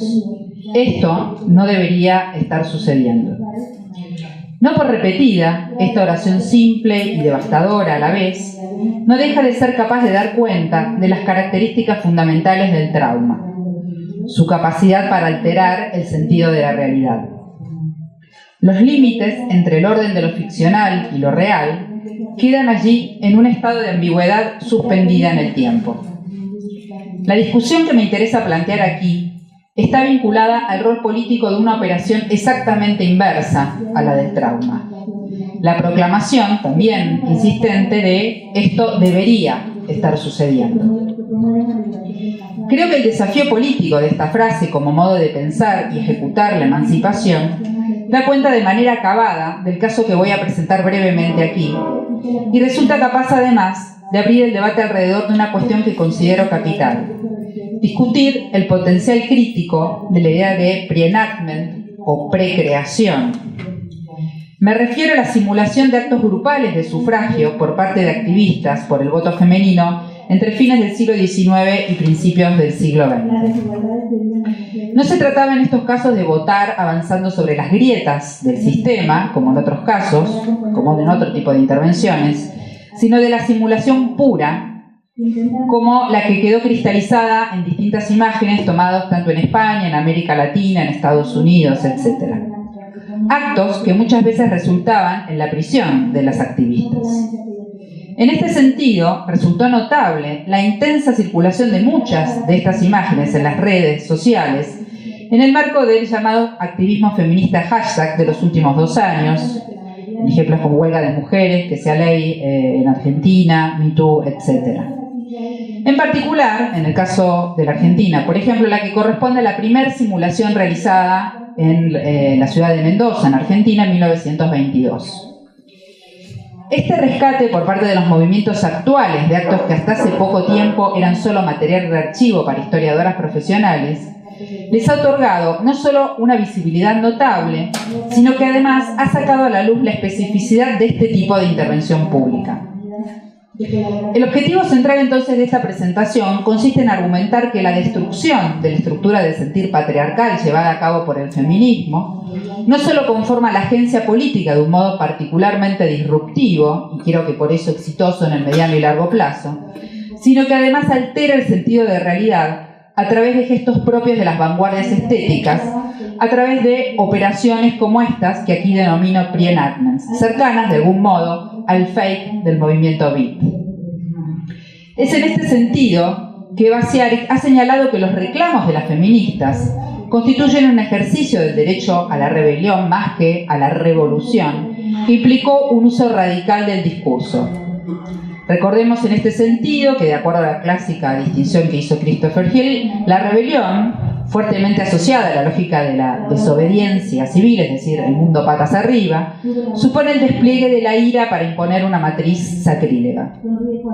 Así, en términos de Siarek, la táctica, en un punto irónica ejecutada en los reclamos sufragistas, buscaba alterar radicalmente el sentido de las palabras, señalando y ejecutando el costado más creativo de la práctica política.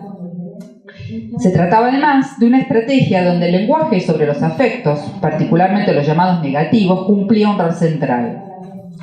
Para evocar esto, por ejemplo, basta recordar que el documento que inicia de alguna manera el movimiento feminista, mucho antes de que existiera el término, se llamó Declaración de los Sentimientos, sino que además una de las frases más famosas de Emmeline Pankhurst, pronunciada en uno de los momentos más violentos de la lucha por el voto en el Reino Unido, fue: nosotras conocemos la alegría de una batalla. Voy a intentar convencerlos aquí de que a la hora de interpretar el movimiento feminista en sus orígenes es necesario incluso ir más allá. Es decir, que no se trató meramente de un cambio en el sentido del lenguaje emancipatorio en su relación con los afectos, sino que el orden performático de esos afectos ayudó a constituir una alteración del sentido de la realidad al estilo del trauma, pero con consecuencias empoderadoras, en un sentido inversa, gracias a su orientación hacia el futuro.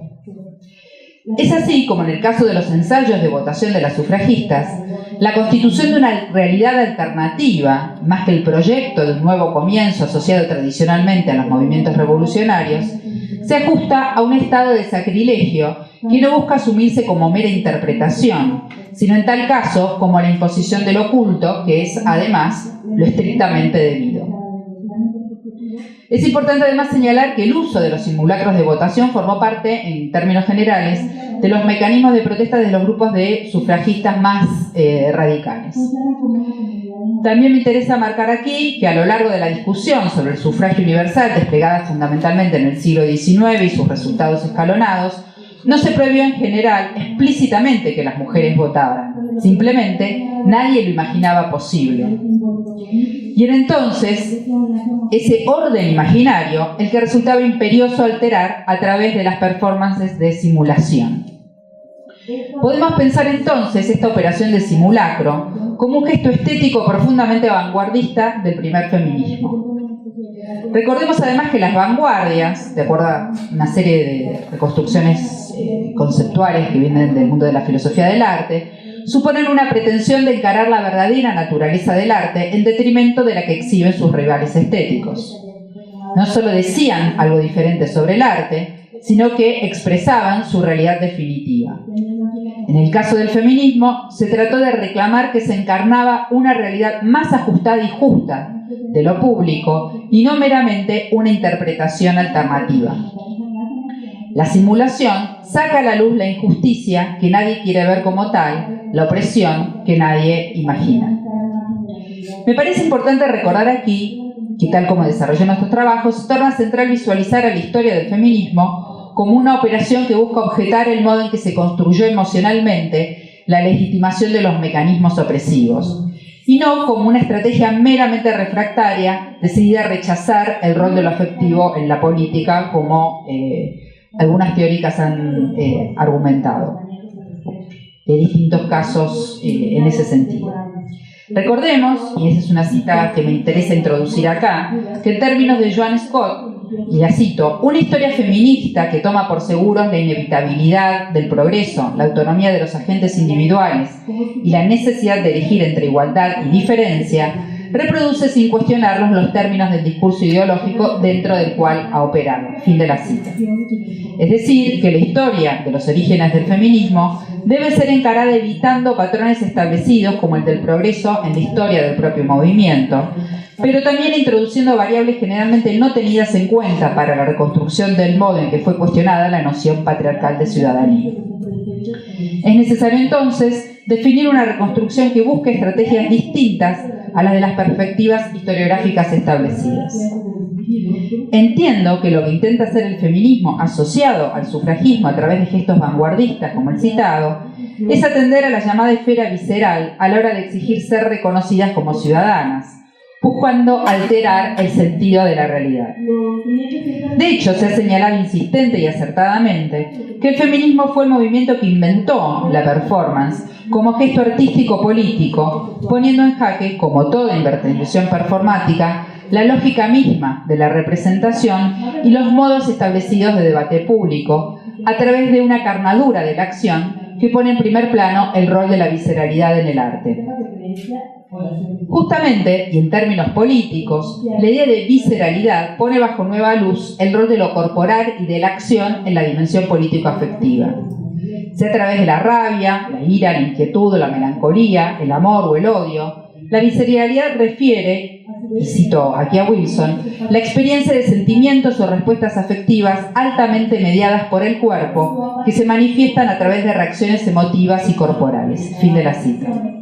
Se trata de una visceralidad que pone ciertamente en primer plano la dimensión corporal, pero en un rango de descripciones que obliga a pensar esa misma actitud visceral como modo de expresar, experimentar la política en términos de lo instintivo y de la alteración radical de lo tenido como dado.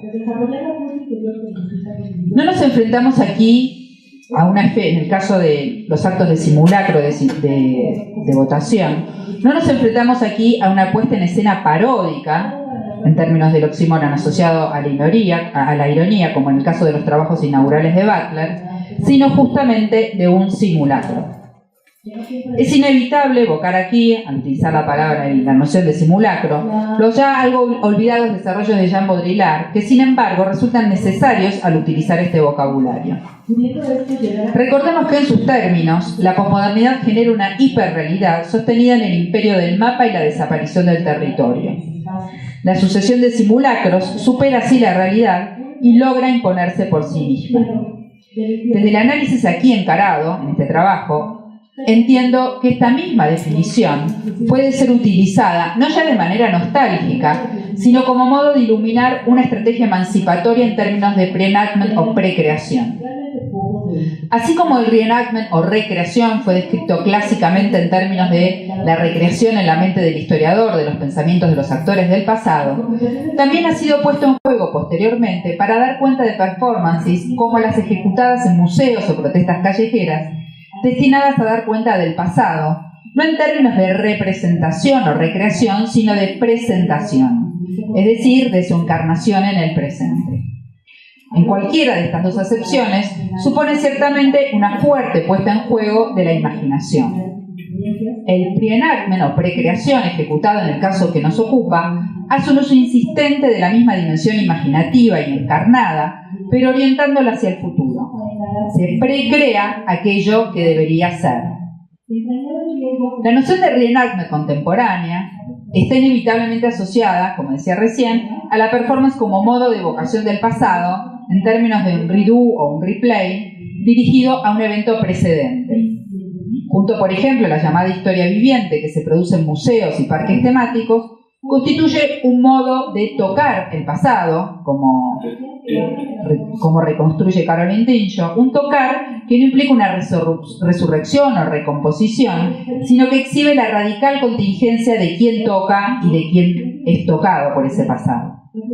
La performance es entonces estrictamente una re-performance de un evento pasado que se reproduce en el presente con el frecuente objetivo de curar el dolor. En la repetición contenida del reenactment, los participantes luchan por mantener el pasado vivo y no por superarlo bajo una lógica progresiva de la historia. Siendo que los eventos históricos, además, nunca están estrictamente terminados porque el pasado permanece, se trata de un desafío a la temporalidad lineal que supone además un salto de afectos, es decir, el modo en que los afectos saltan entre los cuerpos, cruzan los límites de los cuerpos, entrando y saliendo de esos cuerpos, como si no hubiera fronteras entre ellos. Pero así como el pasado no se encuentra simplemente detrás de nosotros, el futuro no está tampoco simplemente delante. Es decir, que la idea de pre-enactment, que, como la de reenactment implica, por supuesto, su cualidad efímera, refiere de manera encarnada o preforma el futuro. Así como los tableaux vivants podían referir a eventos pasados o a situaciones que nunca sucedieron, señalando una instancia de deseo, los simulacros de votación profundizan ese deseo hasta imponerlo como realidad inmediata. La conexión afectiva con el pasado, que es central en el caso del reenactment, deviene clave también en su relación con el futuro, en el caso de esta precreación. Se trata aquí de tocar el futuro y así materializarlo. Por lo tanto, así como la performance en tanto recreación o reactualización supone un cuestionamiento de la temporalidad lineal, la precreación señala, más que la urgencia, la exigencia de la superposición del futuro en el presente. En el marco de esta disolución de la matriz temporal progresiva, la dimensión afectiva conforma y es conformada por semejante alteración temporal. Las distinciones en el tiempo están así completamente generadas por la experiencia temporal.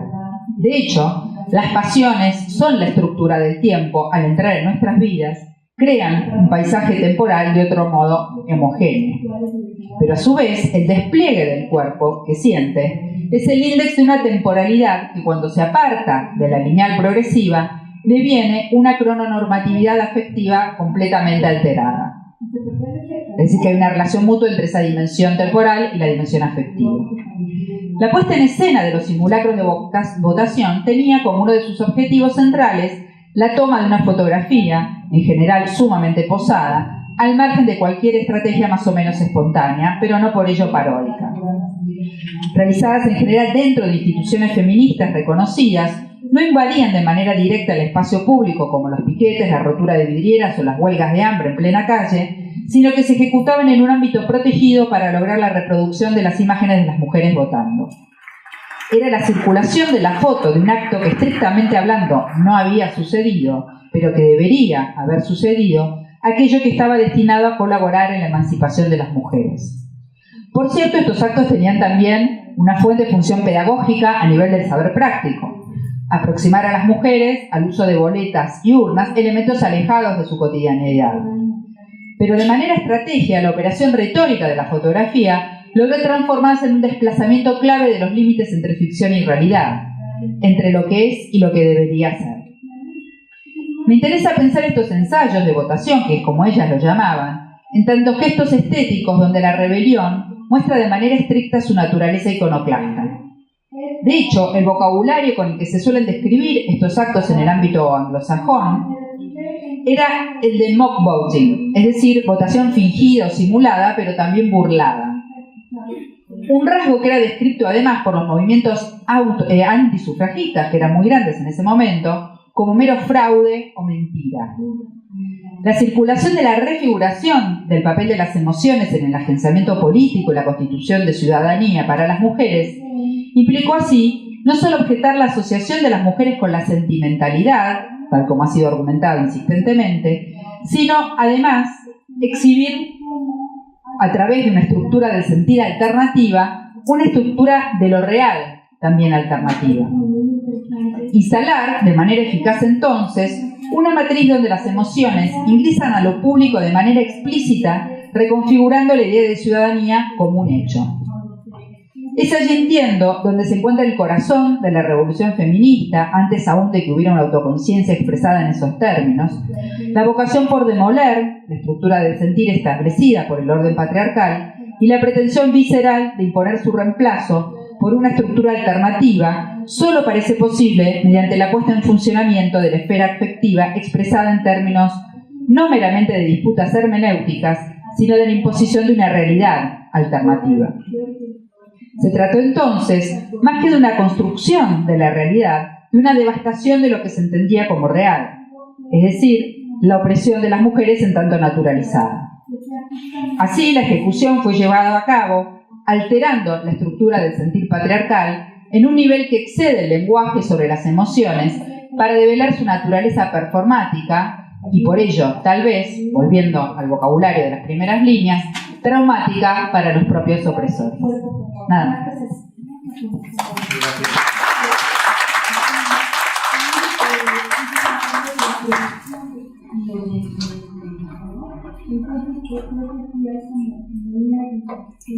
Muchas gracias. Bien, entramos a otro momento. Entramos a otro momento en donde voy a comentar algunas de las cosas que se presentaron. Yo agradezco muchísimo las presentaciones. Cuando yo las leí me encantaron, las disfruté mucho y ahora que los escucho, pues la verdad que los disfruté más, porque muchas cosas que no se escriben se empiezan a decir acá en voz alta y dan mucha luz sobre lo que ustedes escribieron. Dado que no voy a poder hablar a profundidad de cada uno, me comprometo a mandarles el correíto con los comentarios, si les sirven, qué bueno. ¿Cuál es el tono de mi participación? Para mí, el tono de mi participación es ¿qué de lo que ustedes escribieron o hablaron me evocó cosas a mí? Desde el campo disciplinar que yo me muevo y de los pocos o muchos conocimientos que tenga sobre lo que ustedes hablaron, ¿no? Entonces yo lo que voy a compartir es las ideas que se me generaron, a las cuales asocié, y qué cosas potenciales veo yo en sus trabajos que se podrían desarrollar desde la perspectiva que yo tengo, o simplemente compartir ideas comunes que yo encuentro en otros autores respecto a lo que ustedes dicen. Bueno, voy a tomar inicialmente el tema así tal cual como se presentó de Yusel, no me cuesta trabajo, Yusel. Bueno, un elemento que me llamó mucho la atención de tu presentación es, y que lo dice sobre todo en el último de los párrafos, es que la propuesta que haces, basándote en Deleuze, tiene que ver con la cuestión de pensar no las estructuras fijas, ¿no?, sino el rompimiento de esas estructuras físicas mediante lo artístico, ¿no? Entonces yo ahí le veo un gran potencial de trabajo, dado que mencionas la fuente de ellos, que es Spinoza, con el tema del afecto, pero me parece que a lo que te estás refiriendo cuando citas a ellos es al elemento más primario que atribuye Spinoza al campo de la naturaleza, que es el conatus de vida, ¿no? Es el impulso por pervivir en la vida, que es previo al deseo, previo al afecto de la tristeza y de la alegría, y por tanto previo al campo de las representaciones. Es el ímpetu de vida, que también lo podía pensar en el campo que después desarrollará Nietzsche siguiéndolo a él, que es el tema de la voluntad de poder desde lo artístico, desde lo dionisiaco, donde se rompen todas las barreras, ¿no?, de lo estructurado, y un poco también pensaba en su presentación última respecto a esto, este elemento de lo más dionisiaco que es más irruptivo, ¿no? Y que ahí está el potencial, ¿no? Cuando estabas presentándolo junto contigo, es este tema de cómo la simulación, ¿no?, también fijándome en Nietzsche, ¿no?, dice que finalmente la simulación y la mentira es un indicio de la inteligencia, ¿no?, y de una inteligencia artística. Cuando tú tienes que armar la mentira, pues tienes que estructurar una serie de cosas para poderla sostener, igualmente para poder simular. Si bien pensándolo desde la presentación que nos hace Hilario Pepe, yo me preguntaba si la simulación no podríamos pensarlo también como un afecto primario de protección, de defensa, ¿no? Esas son algunas de las ideas que ahorita fui asociando. Otras, respecto a lo que presentabas, Abraham, que me quedabas como muy más cercano en mi campo de trabajo y lo que he desarrollado. Yo me preguntaba varias cosas. Una de ellas es lo que tú propones sobre forma de ser, ¿no? Y ahí me remitías inmediatamente a uno de los primeros que hablan sobre el tema, que es Aristóteles, sobre la forma de ser, del parecer, y del elemento que tú dices que no sería solo parecer, sino puede ser más en el campo de la realidad, o de algo que sí lo es, ¿no? Ese es un elemento que me llamaba la atención. También me preguntaba que explotas de Octavio Paz en la relación con Ramos y con Uranga el tema de la pasividad, ¿no?, de lo cortado, de lo partido, de lo femenino, que coloca también Octavio Paz en el mexicano, ¿no? Pero también mencionas en la definición que haces de Ramos el tema del resentimiento, cuando refieres al pelado. Y creo que ese es un potencial más fuerte en el laberinto de la soledad para hablar de la mexicanidad. El rasgo de la cultura del esclavo, que va a decir que es la moral del esclavo, que está basada en el resentimiento, que es la conjunción de la culpa implosiva y explosiva, como remordimiento, ¿no?, y como culpabilización del otro. Y creo que ahí hay un potencial muy fuerte, ¿no?, que podría rescatar. Cuando trabajas el tema de la zozobra, inmediatamente me lanzaste a Spinoza también.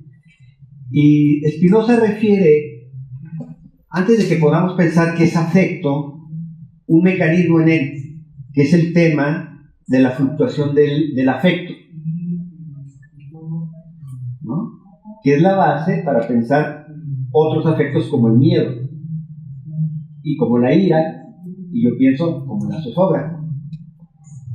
Y entonces, cuando tú presentas la alternativa de el mexicano es A o E, Spinoza te diría, es que el sujeto no está hecho de uno, sino de muchos objetos que se representan. Por lo tanto, la fluctuación sucede no solamente frente a uno u otro, sino a una serie de variedad de objetos con los cuales yo me supongo, ¿no?, no me supongo, sino me imagino siendo afectado, ¿no? Entonces ahí yo creo que hay un potencial muy grande en este concepto de Spinoza de la fluctuación. y creo que lo podrías rescatar muy bien para hacer esta particularización con el tema de la zozobra. ¿La fluctuación tiene que ver con la afectividad? Sí, por supuesto. ¿En qué medida? Es cuando tú estás afectado por más de uno de los objetos externos, tú quedas, dice, en fluctuación del sentir. No sabes cómo reaccionar frente a esos objetos. Entonces quedas como suspendido frente a la suscitación de los objetos. Entonces creo que es muy potente. Justo hablando de identificaciones de donde se explica de alguna manera el sufrir. El miedo, por ejemplo, ¿no? O sea, porque el miedo dice, hay una fluctuación en el sentir porque antes ya hubo algo que me dañó y entonces estoy previendo que puede hacer un daño por ese ratón que a mí yo lo veo como un ratón, pero hay un algo ahí que me representa a mí, que me provoca la imaginación de peligro, ¿no? Entonces ahí creo que es muy interesante. Otro de los temas que desarrollas en el texto, pero que no trabajaste aquí, es que mencionas a Janet y mencionas a Sartre, ¿no? Creo que Sartre es muy potente. Bueno, primero, Sartre discute con Janet el teoría de las emociones sobre los dos posicionamientos, el fenomenológico y el propuesto por Janet, ¿no? Entonces, creo que es muy potente con el principio que tomas de Uranga, este señor Uranga, que yo no lo conocía, es un autor que me pareció interesante. Si dices tú que el antecedente tiene que ver con la fenomenología, Sartre trabaja de manera muy preciosa este mismo tema y me parece muy potente en el ser y la nada, ¿no? Me parece muy potente como para rescatarlo. Y me llamó también la atención este trabajo que haces de la percepción y la representación, por supuesto, ¿no? Es decir, en la percepción está presente el objeto y frente al objeto yo reacciono. Cuando ya no está el objeto, como tú decías, hay una representación del objeto. Aristóteles, por ejemplo, le va a decir, es una imagen disminuida de la percepción, por lo tanto genera un afecto disminuido de la percepción, ¿no? Ya lo habla, pero ya quien creo que lo trabaja de manera más fuerte es tanto Spinoza como Sartre, el tema de la presentación y de la representación, sobre todo Sartre, el tema de esto, ¿no? De que es el sujeto percibido, ¿no? Y como en el campo de lo percibido no está el objeto, es precisamente ausencia, y por lo tanto en el campo de la representación ya entra el campo de la imaginación. Para mí ahí siguen siendo muy aristotélicos, ¿no? Y bueno, y esto lo junto con el comentario a Hilario, que me gustó también su trabajo, y algo que no desarrollaste, pero que es el tema de la sexualidad, que me pareció muy, muy interesante. Y tú te preguntabas algo ahorita en la presentación, que era, yo no sé por qué le llamaban afectos primarios, ¿no? O emociones primarias básicas o cognitivas. Y yo no sé por qué digo, pues siguen Aristóteles otra vez, ¿no? Sobre todo por la concepción que él tiene del mundo vegetativo, el mundo zoológico y el mundo intelectivo. Y entonces en el zoológico, esos afectos primarios los compartimos con los animales, entonces por eso le llamaban primarios. Eso es lo que yo me explico, ¿verdad? No es que sea la explicación, pero es lo que a mí me evocaste. Y le llaman secundarios a los otros porque ya hay una capacidad de intelección sobre lo que se está viviendo y entonces entra la posibilidad de discernir sobre eso.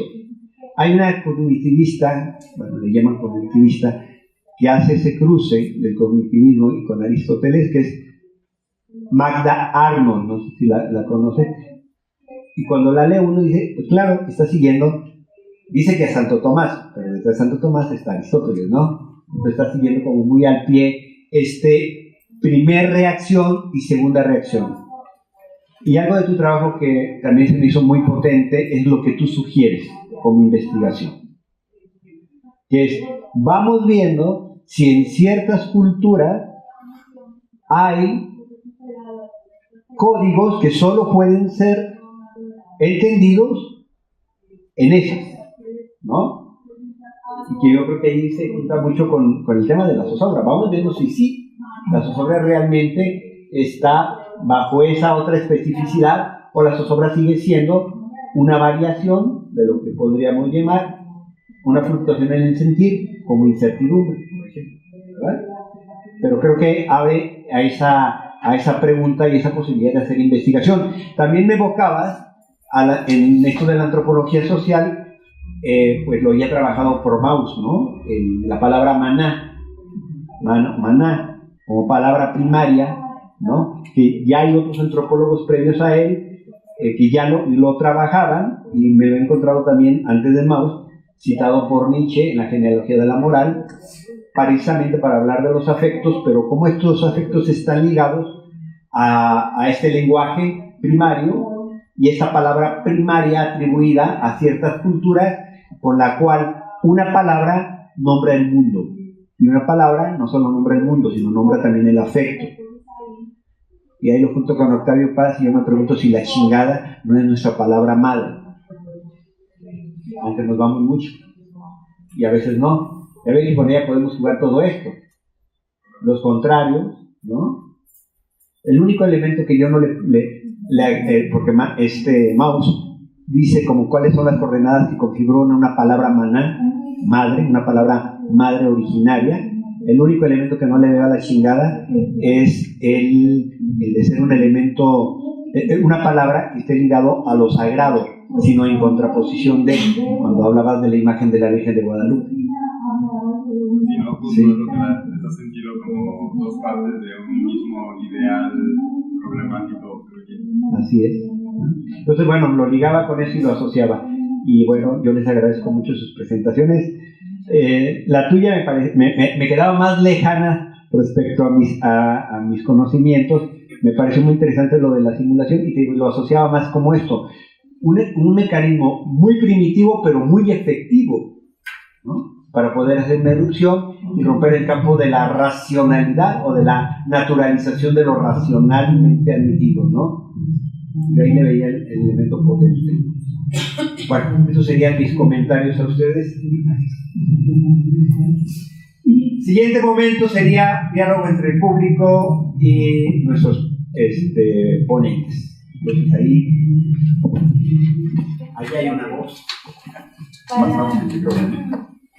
Para el joven de anteojos, perdón, Abraham,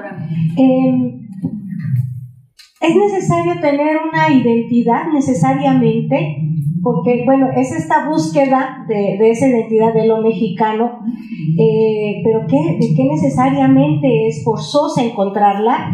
Y la otra, no se puede ver a la identidad como una emoción, trabajarla desde eso, a final de cuentas.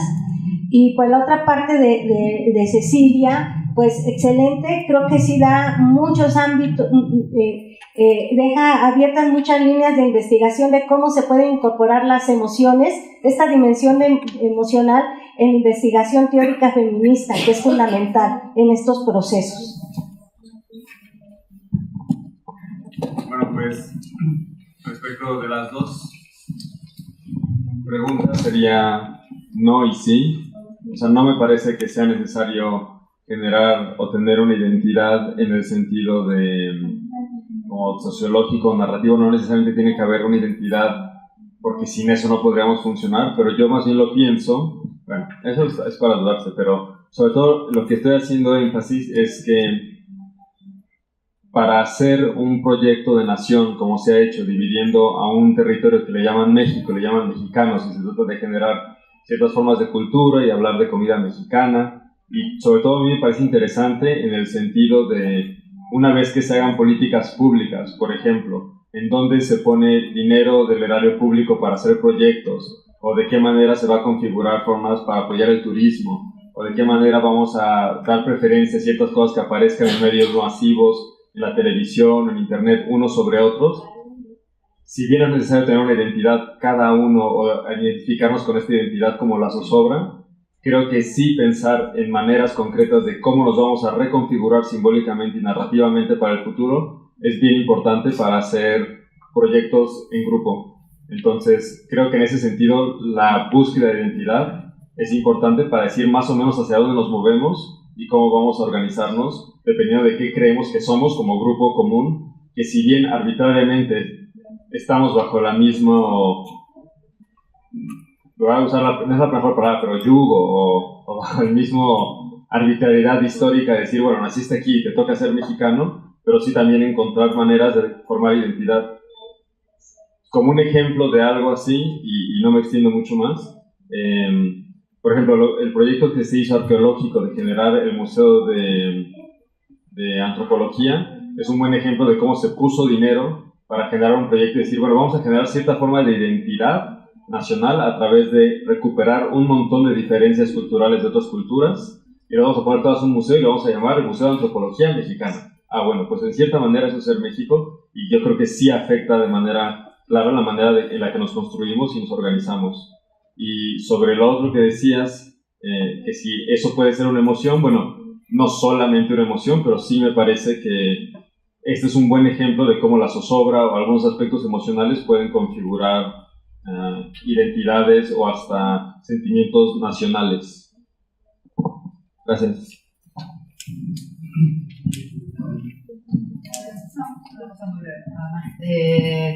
No, quería agradecer la referencia a Nietzsche, en particular, digamos, porque además esa, digamos, la idea de la mentira en Nietzsche también permite hacer el pasaje que hay también en Nietzsche en la relación entre la idea de eterno retorno, es decir, el cuestionamiento de la temporalidad lineal, que también aparecía en el trabajo, en relación a una crítica a las identidades como estables, que también forma parte de gran parte, no de toda, pero gran parte del movimiento feminista.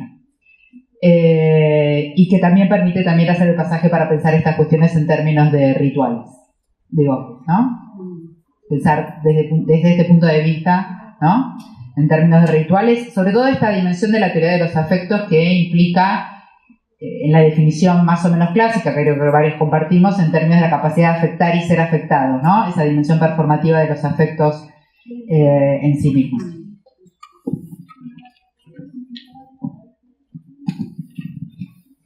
Gracias. Bueno, gracias a todos los expositores, han sido muy interesantes porque son ideas pues, muy diversas, se abren un horizonte muy amplio y muy rico. Yo quisiera hacerles dos preguntas, una es para Yusel y otra es para Cecilia. La primera es para Yusel, que es si podrías ampliar un poco o cómo ves tú, digamos, la potencialidad analítica de pensar la espacialidad de los afectos y la afectividad de los espacios, ¿no? Si son lo mismo, ¿cómo conjugas tú estas relaciones en términos de estas dos categorías, espacialidad y afectividad, ¿no? Y la otra para Ceci, pues coincido mucho con Guadalupe, que nos dejas como muchas posibilidades, interrogantes, muy interesante el trabajo. A mí me inquieta mucho, me llama mucho la atención la categoría de visceralidad, porque parece como, digamos, da como la posibilidad de encontrar ese locus, ese nexus entre el cuerpo, las emociones que está en el debate, que no está resuelto y que la visceralidad me parece nos permite una vía de acceso a esa dimensión corporal, ¿no? Que está siempre presente en la capacidad de ser afectado y afectar. Y un poco también va en ese sentido mi pregunta de si podrías ampliar un poquito cuál es la potencialidad analítica de la categoría de visceralidad y si es que es pertinente lo que voy a decir, cuál sería la dimensión colectiva o la dimensión social que configura esa visceralidad, ¿sí? Para no dejarla en el plano como de un cuerpo singular, ¿no? Gracias.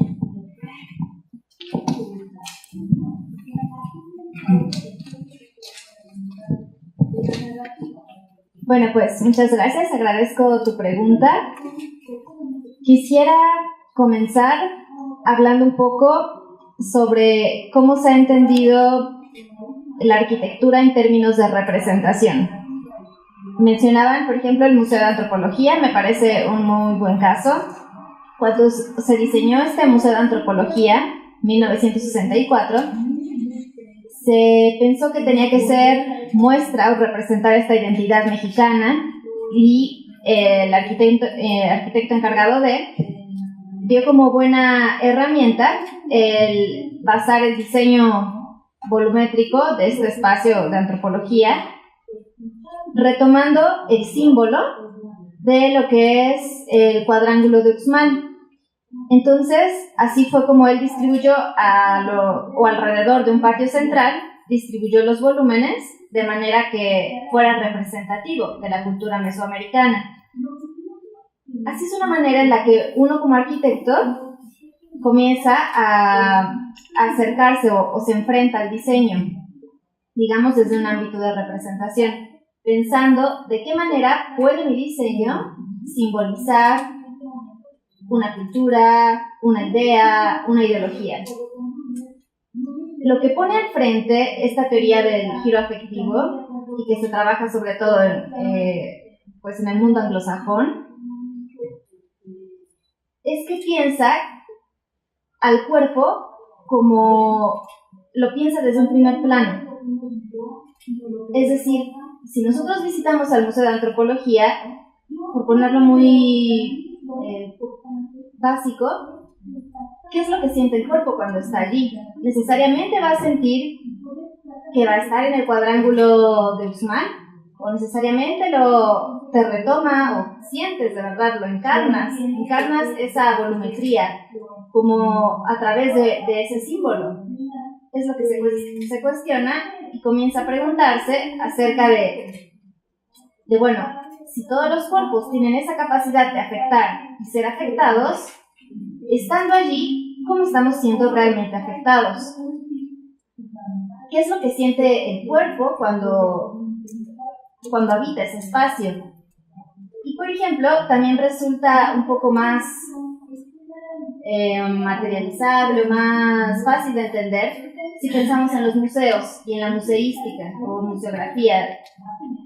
Nosotros podemos recorrer los museos, y los museos, a través de las exposiciones y cómo despliegan las exposiciones, nos están acercando y poniendo en contacto con otras ideas, con otros objetos, hablando de las otras culturas, como nos ponen al cuerpo, es una manera de acercarnos o alejarnos con otros cuerpos, con otras otredades, digámoslo así. Es como muy, muy fácil de verlo cuando nosotros visitamos museos. Y yo creo que es parte de esta potencialidad que tiene pensar el afecto en la arquitectura, ver que de verdad experimenta nuestro cuerpo como un sensor.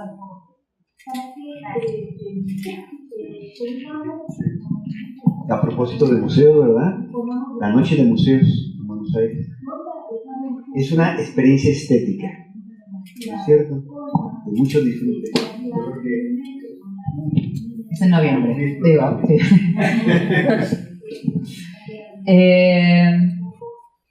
Sí, en relación a la pregunta, yo quería marcar, y creo que de alguna manera también muchos acá lo compartimos, esta idea de que hay un proceso en el vocabulario que se está utilizando en los últimos años, que tiende a poner cada vez más en primer plano la dimensión de lo corporal, ¿no? En estas cuestiones, y de allí la noción de visceralidad, es decir, el pasaje de sentimientos, emociones hacia afectos, en términos, como dije recién, esto de la capacidad de afectar y ser afectados, hacer a un lado la idea de pasión, que supone una cierta pasividad, ¿no? Un sufrir esa dimensión, y que la introducción de la idea de visceralidad forma parte de ese camino. De hecho, también hay otros autores, por ejemplo, Hans Bektovich, que está empezando a preferir la idea de sensación en lugar a la de afectos, un poco en el contexto de la misma discusión sobre cómo poner en el propio vocabulario en primer plano la idea de digamos, el papel de la dimensión corporal, no como un agregado, obviamente. Yo prefiero poner acá en primer plano la idea de visceralidad, digamos, en cualquiera de estos casos, que incluso si hablamos de emociones, desde los trabajos antropológicos, digamos, desde 2 o 3 décadas atrás, en relación a la idea misma de emociones, ya esto estaba pensado en términos colectivos, ¿no? De una construcción social, que eso, digamos, esa idea se transmitió, digamos, a las discusiones en relación a la idea de afectos, de visceralidad o ahora de sensaciones.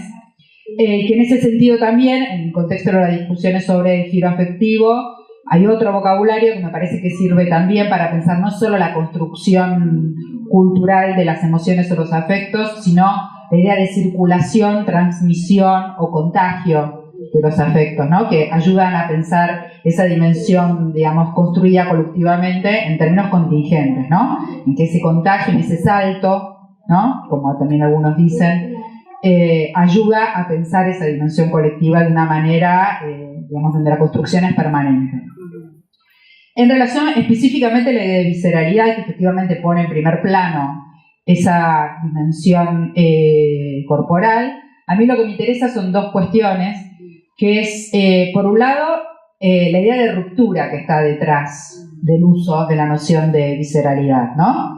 Que no necesariamente está en la de afecto o en la de sensación, ¿no? Hay algo que lo acerca esto a la ruptura y por eso me parece que es particularmente útil para poder dar cuenta de ciertas cuestiones políticas, sobre todo aquellas que son pensadas más que en términos de revolución, de rebelión, ¿no? Y por otro, esto que tiene que ver con la idea del contagio, ¿no?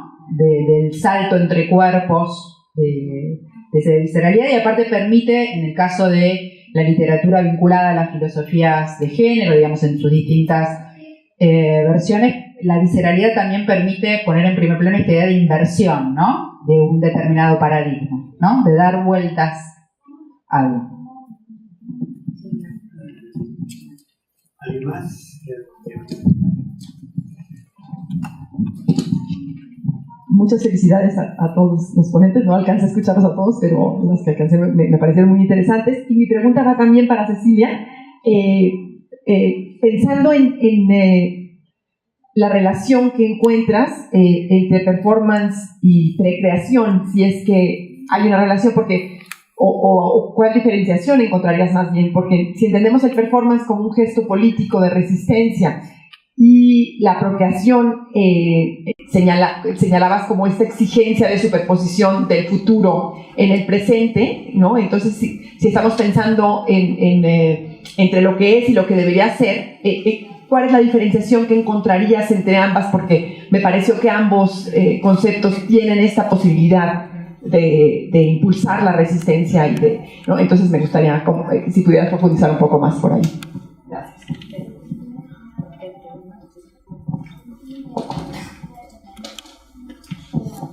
Gracias por la pregunta. Justamente me permite trabajar un poco como el núcleo en el que estoy focalizando ahora, que es la relación con la teoría de la performance, ¿no? De esas cuestiones.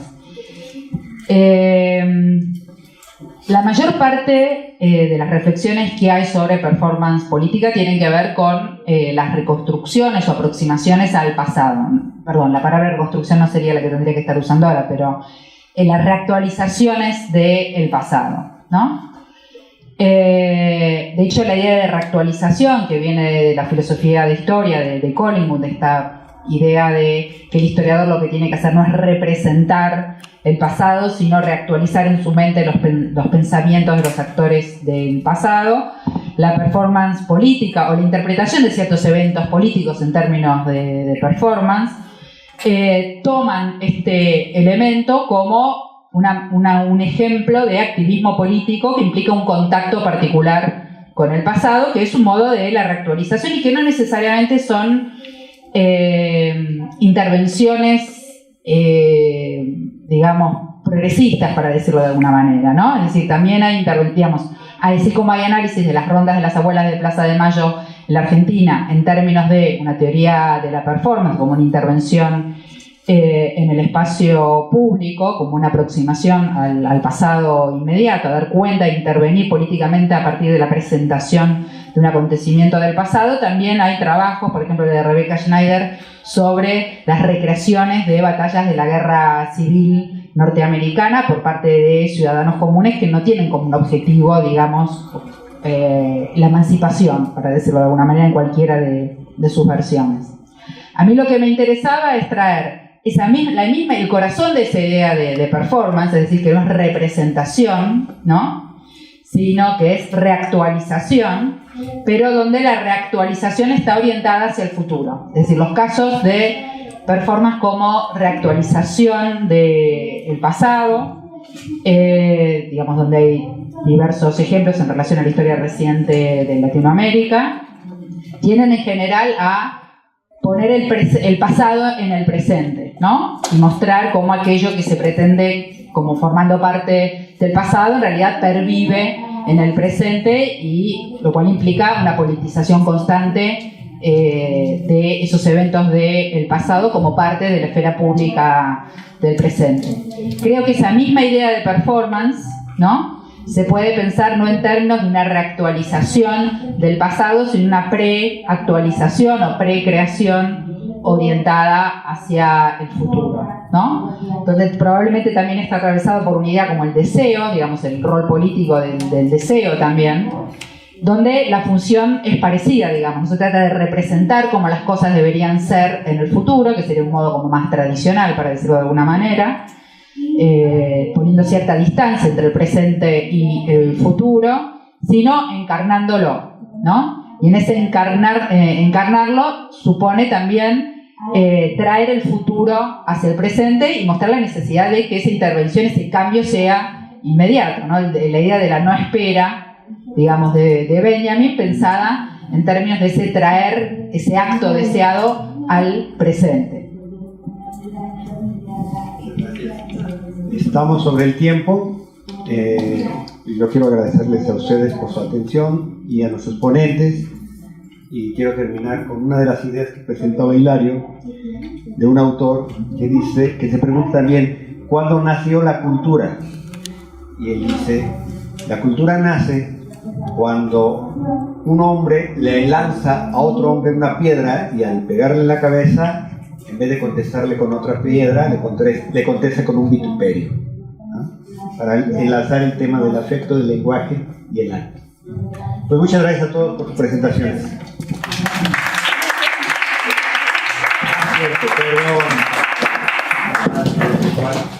Quiero darles los reconocimientos y agradecimientos por sus presentaciones a cada uno de ustedes. Foucault y Deleuze, una arquitectura afectiva. Yusel Alcántara, aquí está su constancia, y muchas gracias por su presentación.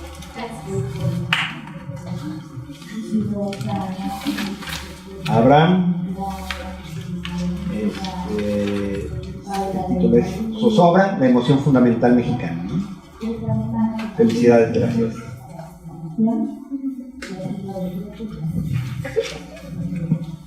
Hilario Topete, las emociones en el marco de las ciencias sociales, entrega por su presentación Las emociones y los orígenes de la cultura.